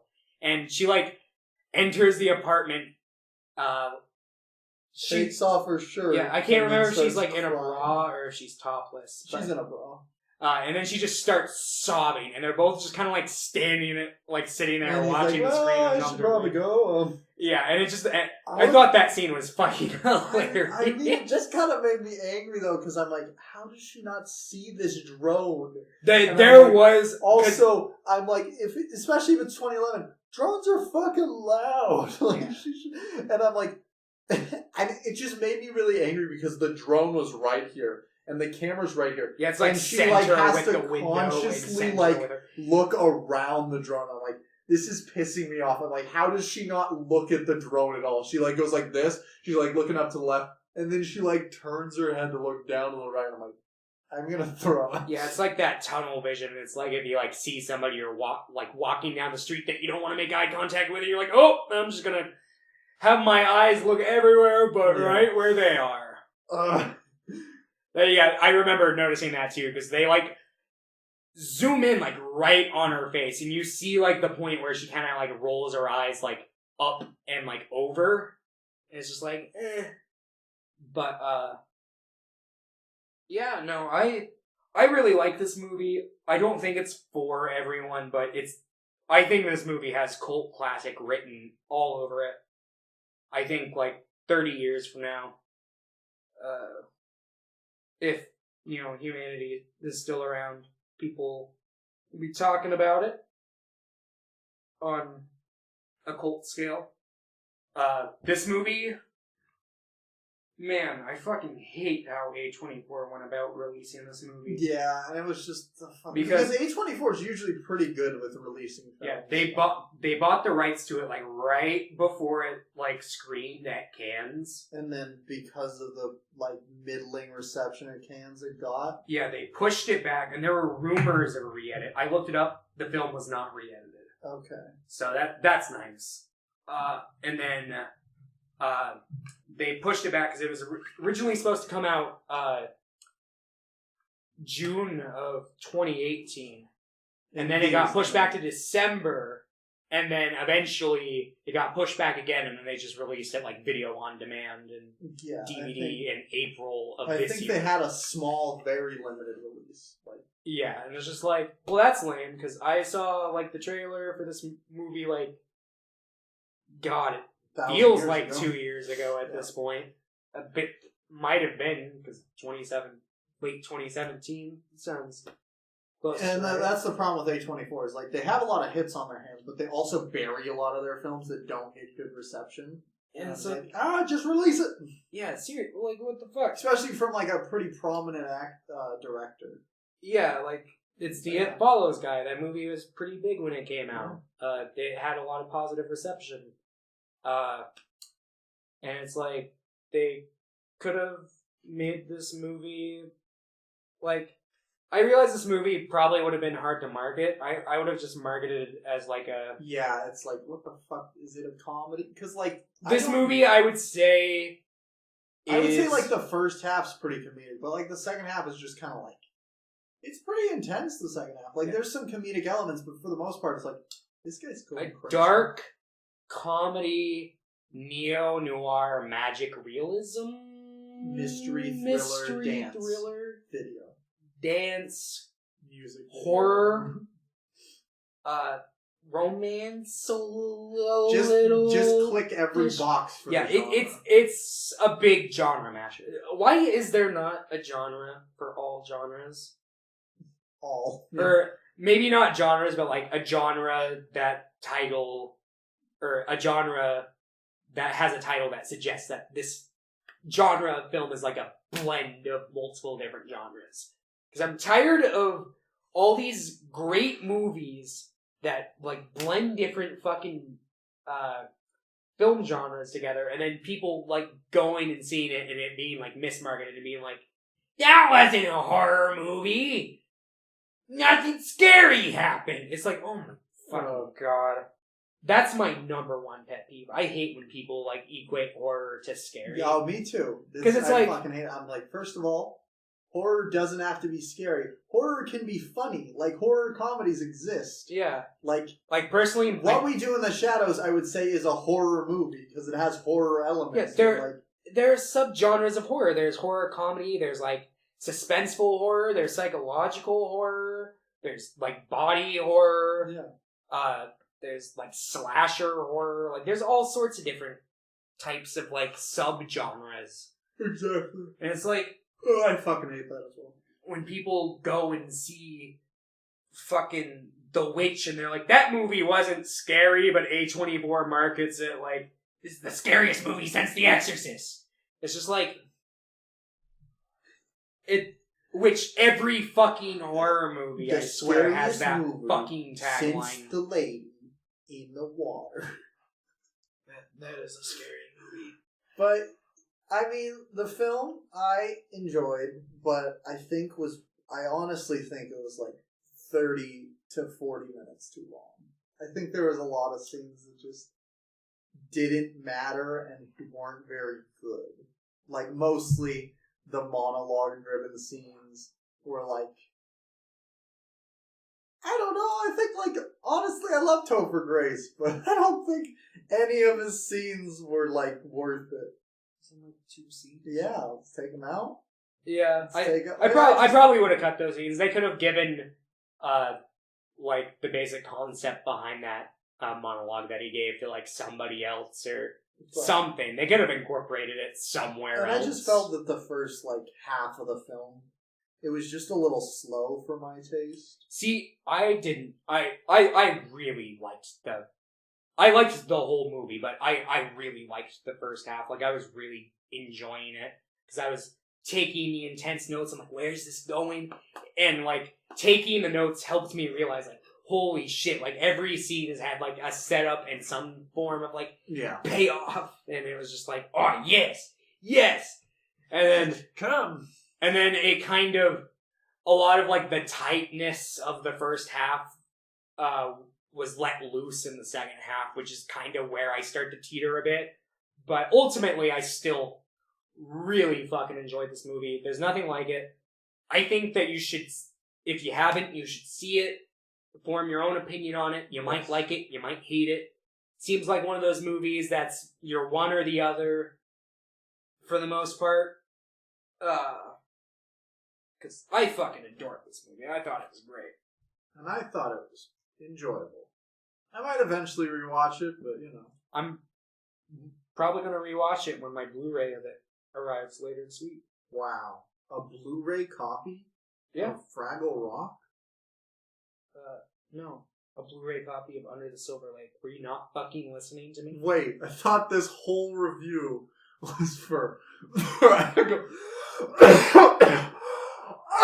Do you think Fraggle Rock has subliminal messages hidden in it? Probably. If you do want to watch the video, it is streaming on Prime Video. Well, the movie, Under the Silver Lake. It's about Naruto. Anyway, Thomas, what'd you give the film? What are you thinking? 9? 8 or 9. I don't know yet. I want to hold off my final sentence. So Thomas said that he wants to give it a 9. I'm going to give it a 6. Because I just hate Thomas. So, if Thomas gave it a 9, we're somewhere between a 7 and a 7.5, depending on his 8 or 9. But that means we definitely recommend the film. This is our highest rated film so far. Wait, so you... Oh, okay, I see what happened there. I see. If you gave it an 8, it's a 7. Yeah, the average gave it a 9, 7.5. Okay. So, yes, we both enjoyed it. Obviously, Thomas enjoyed it much more than me. But, hey, that's okay. Yeah, I love the Serbian like film, that. So. Yeah, I liked the Serbian film, but I wasn't head over heels with it like London. Maybe you gotta watch it 50 more times. Maybe I do. Maybe you just need to watch this one 50 more times. No, not doing that one. I'll probably watch it again with you. Maybe we can watch it again. I can say for certain I'm probably gonna watch this movie in at least 3 more times. Probably twice more within the not so distant future, because I'm going to be probably watching it on my own, and I'll probably rewatch it and show Lucero, because I feel like he'd probably like this movie. Anyway, Thomas, you got Classic next week, right? Yeah. It is Shadow of a Doubt. Shadow of a Doubt? Alfred Hitchcock. Oh, so it's not about the hedgehog. No, it's from the 40s. So one of those earlier works? Or kind of mid? 43. Yeah, I'm not sure the validity on this, but I've heard that this was his favorite film. Whoa, Joseph Or Cotton's his in favorite it. film.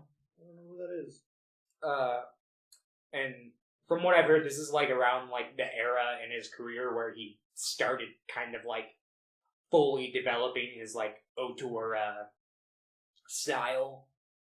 So thought it'd be interesting film to watch. This Under the Silver Lake had a lot of Hitchcock in it, so why not have some actual Hitchcock? We just watched Rope recently.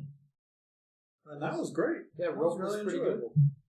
And I've the only Hitchcock films I've seen have been Rope and North by Northwest. So been trying to get more into that, but I end up just watching shit instead. Yeah, it happens. So my pick is going to be by the South Korean director Park Chan-wook. I was thinking, if you're not familiar with him, he did like movies like Old Boy, Thirst, Joint Security Area. Those are the three that I've seen, and I've thoroughly enjoyed all of them. I have only seen Thirst. Which you enjoyed, right? I think you gave it a 7. Yeah, like I overall enjoyed it, but I was kind of like lukewarm. Like I didn't like dislike it by any means, but it wasn't like my favorite. I feel it.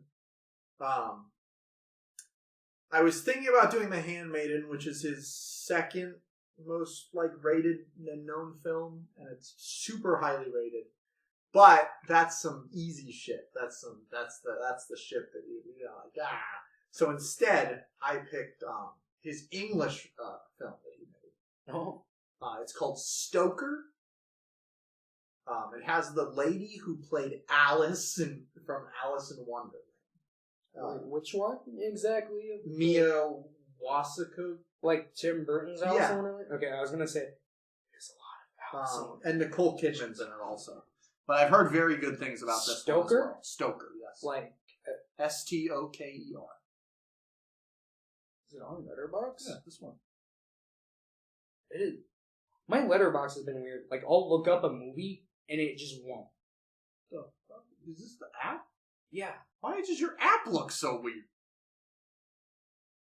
probably because I'm on a fucking iPhone. Oh, gross. Yeah, you're right. Yeah, so How do Stoker, let me see where you can watch these films. Oh, there it is. Stoker, I think, is available to stream. However, that might be a lie. That's a lie.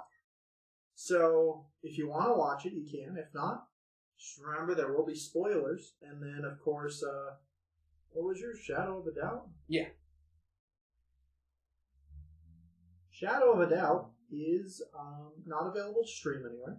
Unless, of course, it's free on YouTube, which might be happening. But probably not, because it is a more well-known film. But let's check. Shadow of a Doubt, possibly. I see something. Oh God, there it is. It looks like it is available on the YouTube from the great Barry DeChest. So, I wonder if I might just pick up my little too. I picked it up at least. Okay. Anyway, thank you guys for listening. We talked about Under the Silver Lake for like an hour. Yeah. But like I said, thanks for listening. If you liked it, don't forget to tell your grandma. We love grandmas. Tell her to send us cookies. What's your address, Thomas? It's 911 420 Hitler Drive. Smoke that joint on Hitler Drive. Put your actual address so people can send you mail. It's Is that true? it's my old address. Cut that out. No, I'm gonna forget about it. Don't. What do you mean you're gonna forget about it? Do I'm you gonna forget about it. you listen to it when you edit it? Yeah, but I'm gonna forget about it right as you said that. No, forget. This is my second reminder. Don't forget about it. Cut it out.